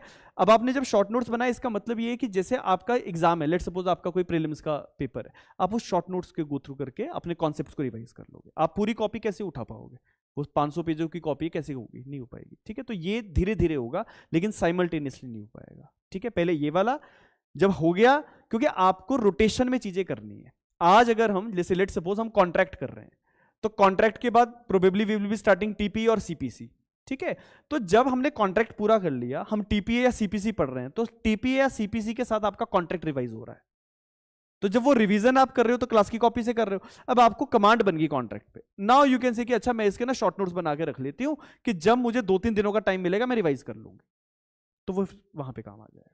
ठीक है, और वो स्केलेटन नोट्स तो वो एग्जाम पॉइंट पे बनते हैं, मतलब एग्जाम की नोटिफिकेशन के आने से 4-5 दिन पहले वो हम बनाना शुरू कर देते हैं, ताकि हम फाइनल पॉइंट पे सारी चीजें रिवाइज भी कर लें, हाथ से भी लिख लें और काम भी हो जाए। राइट, इसके बाद ये समझ गए नोट्स कैसे बनाने, और ये पूरा प्रोसेस है आपका। आपके 12 महीने अगर ये करते जाओगे, समय कहां जा रहा है पता नहीं लगेगा आपको। नेक्स्ट वन इज, अगला सवाल क्या था, हाँ कॉन्टिन्यूटी, किसका था ये? कॉन्टिन्यूटी। देखो कॉन्टिन्यूटी कैसे मेंटेन करनी है, एक सिंपल तरीका है इसका। सिंपल तरीका ये है कि आप ये मत समझो कि आपने पढ़ लिया है तो आपको आ गया है, मत समझो। आपने अगर जैसे लेट सपोज मैं आप ही का एग्जांपल देता हूं नेता, कि आपने बीएनएसएस पढ़ लिया, करेक्ट, आपने बीएनएस भी कर लिया, अब आप अगला सब्जेक्ट भी शुरू कर लोगे, करेक्ट, तो आप 3 सब्जेक्ट कर गए, लेकिन आपने क्या बीएनएसएस को रिवाइज किया, क्या कॉपी रिवाइज करी? अगर नहीं करी तो उसको रोटेट करो। ठीक है, हर दूसरे सब्जेक्ट के बाद पहला सब्जेक्ट रोटेशन में आना चाहिए, that is the only thing. ठीक है, तो उससे क्या होगा कि कंटिन्यूटी बनी रहेगी। दूसरा एक फैक्टर है कि आपको अननेसेसरली छुट्टियां नहीं लेनी है। मैं देता हूं ना छुट्टी, ठीक है, अब एक सब्जेक्ट खत्म होगा दिसंबर के एंड में, मैं छुट्टी दूंगा आपको, या इस सैटरडे संडे जैसे बीच में ब्रेक आएगा, तो आप मेरे से बात कर लो कि सर ये बता दो छुट्टी कब है। वैसे तो मैंने हॉलीडेज का प्लान पूरा बना के रखा होता है कि एक छुट्टी आपको दिसंबर एंड में मिलेगी, एक मार्च एंड में मिलेगी, फिर आपका सितंबर के आसपास मिलेगी, जो बड़ी छुट्टी आती है 4-5-6 दिन की। इस बीच में कोशिश करो अगर 1-2 छुट्टी है तो घर ना ही जाएं, अपना बैठ के पढ़ो। ठीक है, जनरली संडे ही ऑफ रहता है, सैटरडे तो क्लासेस ही रहती है, कभी कभी सैटरडे हम ऑफ करते हैं, तो कंटिन्यूटी मेंटेन करना पड़ेगा। ठीक है, वो जरूरी है। ठीक है, उसका तरीका एक ही है कि एक सब्जेक्ट में मोनोटोनस मत हो जाओ, एक सब्जेक्ट का दूसरा सब्जेक्ट रिटेशन में लेके आओ। ठीक है, तो एक कर लिया, फिर उसको याद करने की कोशिश करो कि इसमें क्या था, क्या पढ़ा था। तो जब जितना ज्यादा इन्वॉल्व होते जाओगे ना उसमें, उतना ज्यादा वो आपसे बात करेगा। यही तरीका है। ठीक है, अगला एक सवाल था नीरज का कि सर मोटिवेट कैसे रहे। मैं मोटिवेट रहता हूं हमेशा। ठीक है, और मैं एक ही चीज से मोटिवेट रहता हूं कि मेरे को अगले दिन और बेहतर होना है, और बेहतर होना है, और वही चीज आपके अंदर चाहिए। You must have that killer instinct कि नहीं, मैंने कल से बेहतर क्या किया है। ठीक है, दूसरी चीज होती है क्योंकि लॉन्ग टर्म स्टडीज है ना, लॉन्ग टर्म स्टडीज है, तो लॉन्ग टर्म स्टडीज में हम कभी कभी डिमोटिवेटेड हो जाते हैं। कोई बहुत बड़ी बात नहीं है, हर व्यक्ति जो ह्यूमन बीइंग है वो समझता है कि यार हमेशा वो स्पार्क जनरेट करना, मैं भी नहीं कर पाता हूं। अगर मैं अभी आजकल बहुत ज्यादा इन्वॉल्व हूं, लेकिन 3 महीने में मैं भी सोचूंगा यार एक ब्रेक मिल जाए। लेकिन 2 चीजें हमेशा ध्यान में रखनी है। पहले तो आज आप कौन हो ये एक बार सोच लो। दूसरा आप ये सोचो कि आपके पेरेंट्स आपसे क्या एक्सपेक्ट कर रहे हैं। तीसरा आप ये सोचो कि वो जो एक्सपेक्टेशंस है वो मीट कैसे होंगी। बस अपने आप आ जाएगा मोटिवेशन कि यार आज मैं कुछ नहीं हूं, पेरेंट्स सोच रहे हैं मैं जज बन जाऊं और मुझे उसके लिए काम करना है, और वो ऐसे होगा नहीं। ठीक है, कुछ हो सकता है तो बहुत सारे बच्चे वो YouTube पे कुछ सुन लेते हैं मोटिवेशन, तो वो किराए का मोटिवेशन है। ठीक है, आपको थोड़ी देर के लिए आएगा कि देखो ये बन गया, मैं नहीं बना, वो थोड़ी देर बाद फिर ड्रॉप हो जाएगा। तो अंदर से जरूरी है। ठीक है, हैव दैट किलर इंस्टिंक्ट। एक मैनिफेस्ट करना जरूरी है। जब आप तैयारी कर रहे हो ना, तो आप पहले दिन से आप ये सोचो कि you want to be judicial officer, HPGS qualify करना है। जहां पे पढ़ते हो ना वहां लिख के लगा दो, लिख के लगा दो ये HPGS रैंक 1, ये लिख के लगा दो, तो ताकि आप हमेशा इंक्लाइंड रहो कि नहीं ये ऐसे नहीं आएगा, क्योंकि आपके साथ बहुत सारी भीड़ तैयार कर दी है अपने आप को। ठीक है, कितने ही कोचिंग सेंटर्स हैं, हजारों की भीड़ है। अब थोड़ा सा ये 3 ईयर रूल की वजह से कंपटीशन थोड़ा सा हल्का फुल्का कम होगा, लेकिन जो 3-3 साल वाले प्रैक्टिस वाले हैं वो तो वैसे ही बैठे हुए हैं, वो तो इसी फिराक में है ना कि सर कब आएगा। तो जो बैठे हैं वो ये अप्रोच लेके चलें बस कि रैंक 1, और रैंक 1 का मतलब पिछले साल के रैंक 1 के नंबर निकाल लो और एक चीज दिमाग में रखो कि इससे ज्यादा लेके आने हैं। जैसे इस बार कीर्ति भूषण के 540 मार्क्स आए मेंस में, तो आपका टारगेट होना चाहिए 550। बाकी आए ना आए वो बात अलग है, वो तो एग्जाम कैसे होंगे, कैसा पेपर आएगा, पैटर्न क्या रहेगा, वो उस पे है। लेकिन आप 550 का टारगेट रखो कि जी मेरे को 550 नंबर लाने हैं 850 में से, इससे नीचे मैं नहीं रुकूंगा। There is the only thing which is going to motivate you.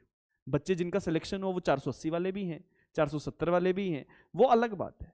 आप कैसे मोटिवेट हो रहे हो अपने आप को, राइट? तो ये चीज आपने ध्यान में रखनी है। इसके बाद और क्या था सवाल? हो गए सारे? नहीं, कुछ और भी थे ना? हाँ, स्टडी आवर्स, गरिमा का क्वेश्चन था।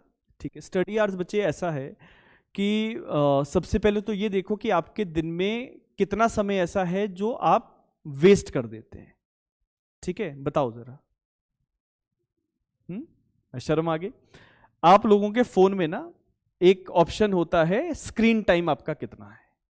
आप उस, अगर आपको थोड़ी सी वो चुल्लू भर पानी में डूबना है ना, तो वो एक बार चेकआउट कर लो कि मेरा स्क्रीन टाइम कितना है। आपका स्क्रीन टाइम अगर 4-5 घंटे है और वो अलग फालतू की चीजों का, तो इसका मतलब वो वेस्ट हो रहा है टाइम। ठीक है, तो पहली चीज टाइम जा कहां रहा है ये देखो, सो उसको बचाना सीखना है। Save your time. ठीक है, सेव कैसे होगा? जैसे मैंने कहा कि ये तो एक तो एप्स को डिसमेंटल करो, हटाओ इनको। ठीक है, कोई जरूरत नहीं है। बड़े ऑब्जेक्टिव्स जब होते हैं तो ये छोटी छोटी चीजें कोई मैटर नहीं करती ना, हमें कोई देख रहा है। ठीक है, हम वैसे ही खुश हुए जा रहे हैं, फोन पे गाना लगा दिया, फोटो लगा दी, कोई चलते हुए रील बना ली, कौन देख रहा है उसको? Nobody is watching. ठीक है, ऊपर से रिश्तेदार देख के गालियां दे रहे हैं, घर वाले गालियां दे रहे हैं कि हमने पढ़ने भेजा, इसको देखो क्या कर रही है। ठीक है, तो एक तो उसको हटा दो। ठीक है, दूसरी चीज थोड़ा सा, अब बहुत सारे ऐसे बच्चे होते हैं जो सुबह उठ के पढ़ते हैं, कुछ रात को पढ़ते हैं। तो मैं ऐसी कोई पहाड़ा नहीं पढ़ूंगा कि अच्छा सुबह उठ के पढ़ो तो जल्दी याद हो जाता है। वो हमारे घर वाले कहते थे कि सुबह उठ के पढ़ो तो ज्यादा जल्दी रिटेन कर लेते हो, याद कर लेते हो। कोई ऐसी चीज नहीं। ठीक है, आप रात को भी अगर बैठ रहे हो तो भी अच्छी बात है, बस बैठने वाले बनो ना। अगर आप रात को पढ़ने बैठे और सुबह का उजाला आपने देख लिया, तो इसका मतलब यू आर डूइंग एफर्ट्स, आप कर रहे हो मेहनत। लेकिन अगर आप ऐसे ही किताब खोल के बैठे हो, आपके पल्ले कुछ पढ़ नहीं रहा, तो फायदा क्या हुआ? राइट? तो टाइम जो है, स्टडी आवर्स जो है, ऐसा कोई फंडामेंटल नहीं है कि 12 घंटे बैठना है, 10 घंटे बैठना है। लेकिन अगर आप अगले साल को टारगेट कर रहे हो, अगले साल को, तो आपका कम से कम 12 आवर्स जो हैं वो पढ़ाई की तरफ होने चाहिए। फिर चाहे आप उसमें मेंटल रिवीजन कर रहे हो, चाहे आप उसमें कुछ नोट्स बना रहे हो, चाहे कुछ प्रीवियस ईयर आंसर कर रहे हो, चाहे आप लैंग्वेज कर रहे हो, वो आपके ऊपर है। आपने अपने टाइम को कैसे निकाला हुआ है, स्केड्यूल आपने बनाना है, एक शेड्यूल। क्योंकि हर व्यक्ति का तरीका अलग है ना पढ़ने का। मैं एक शेड्यूल बना दूं कि जी सुबह 6 बजे उठो, आपको जाग नहीं आती 8 बजे तक, तो उसका कोई फायदा नहीं। ठीक है, तो मैं ये बता सकता हूं कि आप कितने घंटे कम से कम बैठो। तो 12 घंटे तो बैठना ही है, धीरे धीरे इसको बढ़ाओ। कम अगर हो रहा है तो 7-8 घंटे से कम नहीं होना चाहिए। अब आप क्लास में भी आते हो तो मैं 12 घंटे क्लास की इंक्लूजन के साथ कर रहा हूं। ठीक है, इसका मतलब कम से कम अगर आपके 4 घंटे यहां निकल रहे हैं, तो 8 घंटे आपके एक्स्ट्रा अपने जो बच रहे हैं वो आप करो। तो 24 घंटे में से अभी हमने 12 घंटे फिर भी छोड़ दिए, 12 घंटे में से 7-8 घंटे सो आप आराम से, कोई दिक्कत नहीं। ठीक है, अपनी पढ़ाई करो जो करना है। ठीक है, जो एक्स्ट्रा वर्क है वो करो, लेकिन 12 घंटे पढ़ना क्या है, 12 घंटे क्या पढ़ना है? तो अपने टाइम को डिवाइड करना है कि लैंग्वेज करनी है ना, हिंदी इंग्लिश करनी है, उस पर भी बताता हूं कैसे कैसे करना है, और जो क्लास में कर रहे हैं और जो प्रीवियस सब्जेक्ट हो गया उसको रिवाइज कर रहे हैं, तो वहां से फिर टाइम निकलता जाएगा। 2 घंटे पुराना सब्जेक्ट पढ़ो, 1-1.5 घंटा जो क्लास में चल रहा है वो रिवाइज करो, लैंग्वेज के लिए 1-2 घंटा निकालो, लिखो, ऐसे राइटिंग करो, ट्रांसलेशंस करो, लिखो, जितना ज्यादा लिखोगे उतना ज्यादा बेहतर है। ठीक है, अगला एक सवाल था टाइम मैनेजमेंट, ये हो गया। और फोकस कैसे रखें, तो यही तरीका है बेटा। ठीक है, जो सब कुछ बताया मैंने, एक ही बात कही कि आप लोग तो कोर्ट में जाते हैं, जज की कुर्सी एक ही है, वकीलों के लिए बहुत बेंच लगे हुए हैं, है ना, वकीलों के लिए छतरियां भी लगी हैं। ठीक है, with due respect to all the advocates. ठीक है, लेकिन जज एक ही है, वो वही फोकस है ना, टारगेट तो वही है, तो उसी को ध्यान में रखो कि मेरे को उस कुर्सी पे बैठना है, और मैं कब बैठूंगा वो भगवान डिसाइड करेगा। ठीक है, आपके एफर्ट्स होने चाहिए बस। ठीक है, और कोई सवाल अपार्ट फ्रॉम दिस? ये हो गया। इसके बाद कुछ थोड़ी बहुत बातचीत और कर लेते हैं। एक तो ये डिस्कशन जो थी, इसमें सिलेबस मुझे आपको बताना था, वो मैंने आपको बता दिया है। क्या रहता है एग्जाम में क्वालिफाई करने का क्राइटेरिया, कट ऑफ और वो सारी चीजें, वो मैंने आपको बता दी। आपको कट ऑफ के बारे में नहीं सोचना होता, टू बी वेरी हम्बल। आपको ये सोचना है कि मेरा मैक्सिमम आउटपुट निकले, और मैक्सिमम तभी निकलेगा जब आप 150 में से 130 135 सवाल ठीक करने की कैपेसिटी रखोगे। अगर, और ये एकदम से नहीं होगा, आप जब पहला पेपर लिखोगे आपके 50% नंबर आ रहे हैं, फिर 60 आएंगे, फिर 70 आएंगे, धीरे धीरे इंक्लाइनेशन होगा। पहली बार अगर नंबर कम आए हैं तो उससे डिसहर्टन नहीं होना कि मेरा तो हो ही नहीं रहा। आपको अभी वो मेंटल एप्टीट्यूड डेवलप करने में टाइम लगता है, चीजें समझने में टाइम लगता है, तो वो इंपॉर्टेंट है। ठीक है, इसके साथ टाइम क्या हुआ है, 5 बज रहे हैं ना, ठीक है। Now is it audible? हाँ, so what I was saying that आप किस लेवल पे हैं इससे कोई फर्क नहीं पड़ता, this is the level of preparation you need, है ना। और इसके बाद फिर आपका लक चलता है, ठीक है, कि जब आप इंटरव्यू रूम में गए तो वहां पे जजेस कोऑर्डिनेट कर रहे थे, नहीं कर रहे थे, कॉर्डियल एटमॉस्फेयर था नहीं, तो वो सब फिर आपके हाथों में नहीं है, वो प्रभु के हाथों में। ठीक है, आपके हाथों में यहां तक पहुंचने का काम है, और ये ऐसे नहीं बढ़ेगा, ऐसे चढ़ोगे कभी नहीं, ऐसे चढ़ोगे। ठीक है, तो ये इंक्लाइनेशन है जो धीरे धीरे धीरे धीरे बढ़ता रहेगा। ठीक है, और कोई सवाल? मैं एक एक करके, Sitanshu are you having any questions? Any questions with respect to the preparation, और कैसे कैसे इसको आगे बढ़ाएं? 2-3 चीजें मैं और क्लियर कर देता हूं। आप जो क्लासेस लगाते हैं, एप्लीकेशन आप सभी ने डाउनलोड कर रखी होती है, तो you will be getting the recorded sessions. ठीक है, वो रिकॉर्डेड सेशन से आप अपना क्लास जो है उसको रिवाइज कर सकते हो। ठीक है, पुराने जमाने में ये सुविधा नहीं होती थी, आज के जमाने में है, तो you must take advantage of that. तो अगर आपको लग रहा है कि यार मैंने क्लास में लगाया लेकिन मैं मेंटली कुछ समय के लिए एब्सेंट हो गया था, क्योंकि आप हमेशा वो नहीं मैच करते हो। ठीक है, मैं तो पढ़ा दूंगा, लेकिन आप बैठ के सुन रहे हो तो कभी कभी दिमाग बंद भी हो जाता है कि सर बोल रहे हो और हमें समझ ही नहीं आ रहा।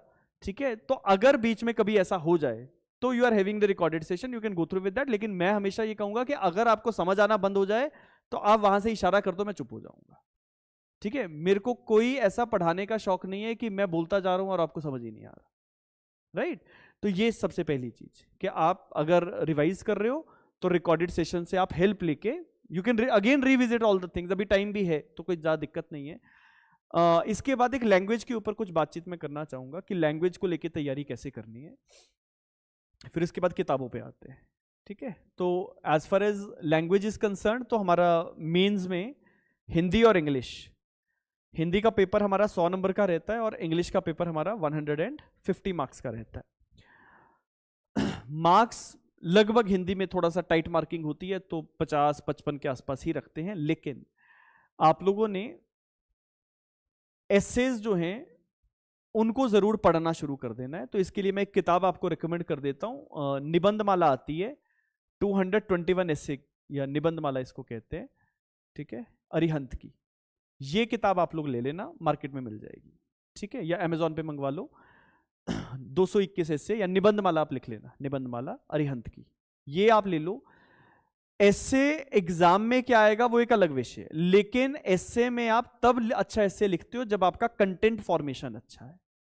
ठीक है, आपको आज मैं बोल दूं कि अगर मैं देश का प्रधानमंत्री होता, ये एसे लिखो, तो शायद आप आधा पैराग्राफ ही लिख पाओ या 1 पेज लिख पाओ।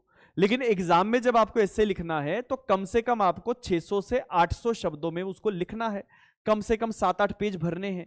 तो आपका कंटेंट फॉर्मेशन क्या है? ठीक है, आपने कितना पढ़ा है, कितनी चीजों को आप देख रहे हो, सराउंडिंग में क्या चल रहा है, और लैंग्वेज पे अगर काम करना है तो न्यूज भी देखा करो। ठीक है, न्यूज को लेके कोई भी स्टैंडर्ड न्यूज़पेपर आप फॉलो कर लो। ठीक है, इंग्लिश का अगर देखते हो तो इंडियन एक्सप्रेस, और हिंदी तो कोई भी चलेगा। ठीक है, वैसे सिर्फ एडिटोरियल्स जिसमें आए तो वो वाला ज़्यादा बेहतर है। ठीक है, तो वो आप देख लेना, जैसे नव भारत टाइम्स आता है लेकिन वो यहाँ पे तो मिलता नहीं है, लेकिन इंडियन एक्सप्रेस आपको मिल जाएगा। आई थिंक जैसे यहाँ पे भी जो न्यूज़पेपर वेंडर है वो आपसे 200 रुपया सिक्योरिटी लेगा, तो वो आपको न्यूज़पेपर देना शुरू कर देगा। अगर आप बोलो तो मैं यहाँ पे लगवा देता हूँ, यहाँ बैठ के पढ़ लेना। ठीक है, जो आप बोलोगे वैसे कर लेंगे। इसके बाद हिंदी में ट्रांसलेशन आती हैं। ट्रांसलेशन पहले दिन से करने में थोड़ी कठिनाई होती है, तो मैं बहुत इनिशियल स्टेजेस पे नहीं कहूँगा, थोड़ा अपने आप को पहले थोड़ा सा कंफर्टेबल करो कि नहीं अब हम क्लास लगा रहे हैं, कॉन्ट्रैक्ट पढ़ रहे हैं, छोटा सब्जेक्ट अभी मैं शुरू कर रहा हूँ, ताकि आप मैनेज कर ले मेरे साथ। ठीक है, ट्यूनिंग मैच कर ले, और फिर धीरे धीरे फिर आप ट्रांसलेशन, तो ट्रांसलेशन को लेकर आई will be giving the material, तो यू कैन फॉलो दैट। ठीक है, तो क्लास से मटेरियल मिल जाएगा। अगर कोई किताब लेने की आपको चेष्टा है तो एक किताब आती है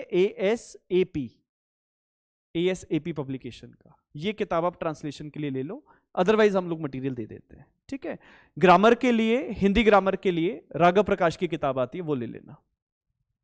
राघव प्रकाश, अमित आप लिख नहीं रहे किताबों के नाम। राघव प्रकाश की किताब आती है सामान्य हिंदी, ये ले लेना, इससे आपका हिंदी पे हम कमांड कर लेंगे। अदरवाइज हिंदी के सारे लेक्चर्स एप्लीकेशन पे ऑलरेडी हमने वीडियो रिकॉर्डिंग्स करके डाल रखी हैं, वहां से आप एक एक करके सेशंस कर सकते हो। ठीक है, तो उसमें सर ने सारा ग्रामर और वो सारी चीजें करवाई हैं। जहां तक इंग्लिश की बात है, इंग्लिश को लेके एसए की अगर मैं किताब करूं तो 151 एसए किताब आती है, 151 एसए, ये भी आई थिंक अरिहंत की ही है, 151 एसए आती है, तो वो ले लेना। ठीक है, 151 एसए। अगेन मैं वही कहूंगा कि कंटेंट फॉर्मेशन की बात है, बाकी थोड़ा थोड़ा मैं कोशिश करूंगा आपके स्केड्यूल में, हम वीकेंड्स पे, जैसे सैटरडे है तो हम एसए राइटिंग पे थोड़ा थोड़ा काम साथ साथ करना शुरू कर दें, ताकि आप थोड़ा उससे कंफर्टेबल हो जाओ। ठीक है, और ट्रांसलेशन तो वही इसी से हो जाएगा। इंग्लिश में दो ही चीजें आती हैं, एक एसए एक ट्रांसलेशन, और कुछ नहीं आता। हिंदी में जो है 50 नंबर का एसए आता है, 30 मार्क्स की ट्रांसलेशन आती है, 20 नंबर की ग्रामर आती है, तो वो आपको बिल्कुल स्क्रैच से पढ़ना जरूरी है। मैं हिदायत आपको जरूर दूंगा, आप जितने भी लेक्चर्स हमारे एप्लीकेशन पे बिहारी सर ने लगाए हैं, वो लेक्चर्स को एक एक करके गो थ्रू कर लेना, हिंदी की क्लासेस। ठीक है, तो डे 1 करके, जैसे अभी भी आप शुरू करोगे तो कोई दिक्कत नहीं है, हफ्ते में 2-3 क्लासेस लगा लो, आराम से होता जाएगा। ठीक है, तो आपको बेसिक सर वहां पे जो है रिकॉर्डेड सेशंस में सारी चीज क्लियर हो जाएगी। राइट, और कोई डाउट? क्लियर हो गया? करने क्या वाले हैं, ठीक है, कैसे करना है। और देखो, जुडिशियल ऑफिसर बनने के लिए ना बहुत सारे छोटी छोटी चीजें हैं। अगर मैं आपसे पूछूं कि जज के अंदर क्या क्वालिटी चाहिए, तो क्या कहोगे? एक एक करके पूछ लेता हूं। नीरज, हम्बल, ठीक है, तो जज मस्ट बी हम्बल। और बताओ? यस रंजना? वेल बिहेव्ड, हाँ, वेल बिहेव्ड। जो लोग ऑनलाइन है, आप भी कुछ बताना चाहेंगे? What qualities a judicial officer must possess? Yes, Nitin. Good human being. Very good. You must be a good human being. और कोई? और कोई कुछ बताना चाहे? Sensible. आपको समझ में आ रहा है कि आप कर क्या रहे हैं। ठीक है, और? Patience. और? Honest. और? Good listener. Judge must be a good listener. और? He must hold the integrity of the office. Fair. हाँ, तो वो जनरली इंटीग्रिटी के अंदर ही आ जाता है, that you are not biased, you are doing something fair. अब जब हम इंटरव्यूज भी लेते हैं या इवन जब फाइनल इंटरव्यूज भी होते हैं, तो हम बच्चे को पूछते हैं कि what are 5 qualities a judicial officer must possess. तो उसमें से आप लोगों ने जैसे कहा integrity, he must be a good listener, he must be a good human being, ये लगभग सारे लोग कहते हैं। लेकिन एक चीज जो है कि आपके सामने जो लोग being a petitioner, plaintiff, defendant, accused, state, victim, जितने भी लोग आ रहे हैं, you must have some compassion for them. Compassion मतलब थोड़ी करुणा होनी चाहिए। अगर कोई aggrieved है, एक्चुअल में aggrieved है, so you must be giving proper relief to him. तो compassion जो है वो जुडिशियल ऑफिसर्स के अंदर होना बहुत ज्यादा जरूरी है। अगर आप compassion नहीं हो तो आप injustice कर दोगे। करुणा होनी जरूरी है, और करुणा ऐसा नहीं कि एक्यूज को देख लिया कि रो रहा है तो इसको चलो रिलीफ दे, ऐसा नहीं। जो एक्चुअल एग्रीव्ड है उसकी बात हम कर रहे हैं। और अपार्ट फ्रॉम दिस, ठीक है, ये सारी चीजें क्या आपके अंदर हैं ये बता दो। दैट इज द टेस्ट ना। Are you having these qualities? Are you good listener? क्या आपको जो मैं इतने 1.25 घंटे 1.5 घंटे से बोल रहा हूं, क्या आपको सारी चीज समझ में आ गई? If yes then yes, you are good listener. ठीक है, क्या आप हम्बल हैं कि नहीं, क्या आप गुड ह्यूमन बीइंग है कि नहीं, ये आपका नेचर है। वो आपको देखना है कि यार मेरे अंदर क्या ये सब कुछ है, क्या मैं ऑनेस्ट हूं, क्या मैं पढ़ता हूं। क्योंकि अभी तो आपकी पढ़ाई ऑनेस्टी है ना। कि अगर मैंने कहा कि 8 घंटे बैठना है, तो आप एक्चुअल में कोशिश करोगे, यार सर ने कहा 8 घंटे बैठना है, तो कोशिश करते हैं कैसे बैठा जाएगा, क्या पढ़ना है, क्या शेड्यूल बनना है। So if you are doing all such things, it means you are having certain qualities which a judicial officer must have. तो आधा काम तो यहीं से हो गया, बाकी बचा है तो पढ़ना ही बचा है बस, राइट एवरीवन?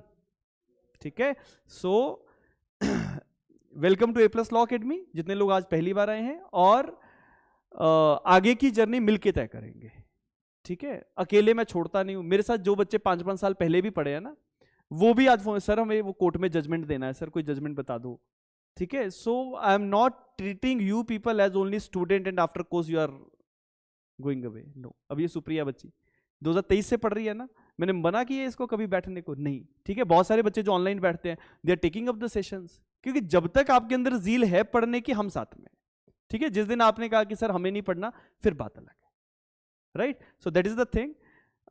बाकी किसी और का कोई भी क्वेश्चन है तो मुझसे पूछ लो, नहीं है तो we can wind up the session. No queries, ठीक है? All sorted? हाँ जी, हाँ जी, मंजीत, हाँ मंजीत बताओ जी। BNS पे, BNSS, BNSS प्रोसीजर पे, बेरेक्ट पे, अच्छा अच्छा, बेरेक्ट पे कमांड कैसे करें? देख ऐसा है मंजीत, अगर आप सेक्शन वाइज पढ़ोगे तो कमांड नहीं हो पाएगा, या रट्टा हो सकता है, वो कमांड नहीं कहलाया जाएगा। आप रट्टा मार के सारे सेक्शन याद कर लो, लेकिन मैं नहीं समझता कि आपने कमांड किया है, ठीक है? कमांड करने का एक तरीका है कि सबसे पहले तो एक सिस्टमैटिक वे से चलना जरूरी है, और सिस्टमैटिक वे, जैसे हम क्लासेस लगाते हैं तो हम कभी भी सेक्शन वाइज नहीं चलते हैं, ठीक है? कि पहले मैं आपको डेफिनेशन बता रहा हूं, फिर मैं सेक्शन 1 2 3 4, वो इतना बोरिंग तरीका है। अगर मैं एक सब्जेक्ट में आपको करूंगा आप सारे भाग जाओगे, ठीक है? वो तरीका नहीं है। बेरेक्ट में कमांड करने का एक ही तरीका है। सबसे पहले तो अगर आपने क्लासेस पूरी कर ली हैं तो क्लासेस के ऊपर अगर आपने काम कर लिया, आधा काम तो वहां से हो गया। देन इसके बाद आता है कि आप बेरेक्ट के ऊपर जब काम कर रहे हो तो चैप्टर वाइज फिर सेक्शंस को याद करने की कोशिश करो, ठीक है? पहली बार लिख के करो, दूसरी बार मेंटली रिवाइज करो, फिर तीसरी बार आपको याद हो जाएगा, ठीक है? और ये एक बार में नहीं होगा, बहुत बार बार प्रैक्टिस करने से होता है। तो पहले तो ये वाले जो कॉन्सेप्ट्स है ना, ये अगर क्लियर हो गए तो आधा बेरेक्ट तो हो जाता है साथ साथ। कि अगर मैं आपको पूछूं, अगर आपने BNSS पढ़ा है मंजीत, आप आई डोंट नो आप कौन सा सब्जेक्ट अभी कर रहे हैं ऑनलाइन, लेकिन अगर आपको मैं पूछूं कि अच्छा FIR, तो आपको याद आ जाना चाहिए कि अच्छा 173, 175, 176 इसमें क्या क्या चीजें लिखी हैं, राइट? तो आधा काम तो हो ही गया। इसके बाद है कि अच्छा जब आपने पूरी क्लासेस लगा ली, फिर हम बेरेक्ट के चैप्टर वाइज एक एक करके उसको नोट्स बना लें, तो वो हमें फिर सिनॉप्साइज नोट्स बनाने पड़ते हैं बेरेक्ट के, तो वो एक चीज है। बाकी जब हम क्रैश कोर्सेज चलाते हैं तो पूरा बेरेक्ट करवा देते हैं उसमें, तो वहां से भी कवर रिवाइज हो जाता है।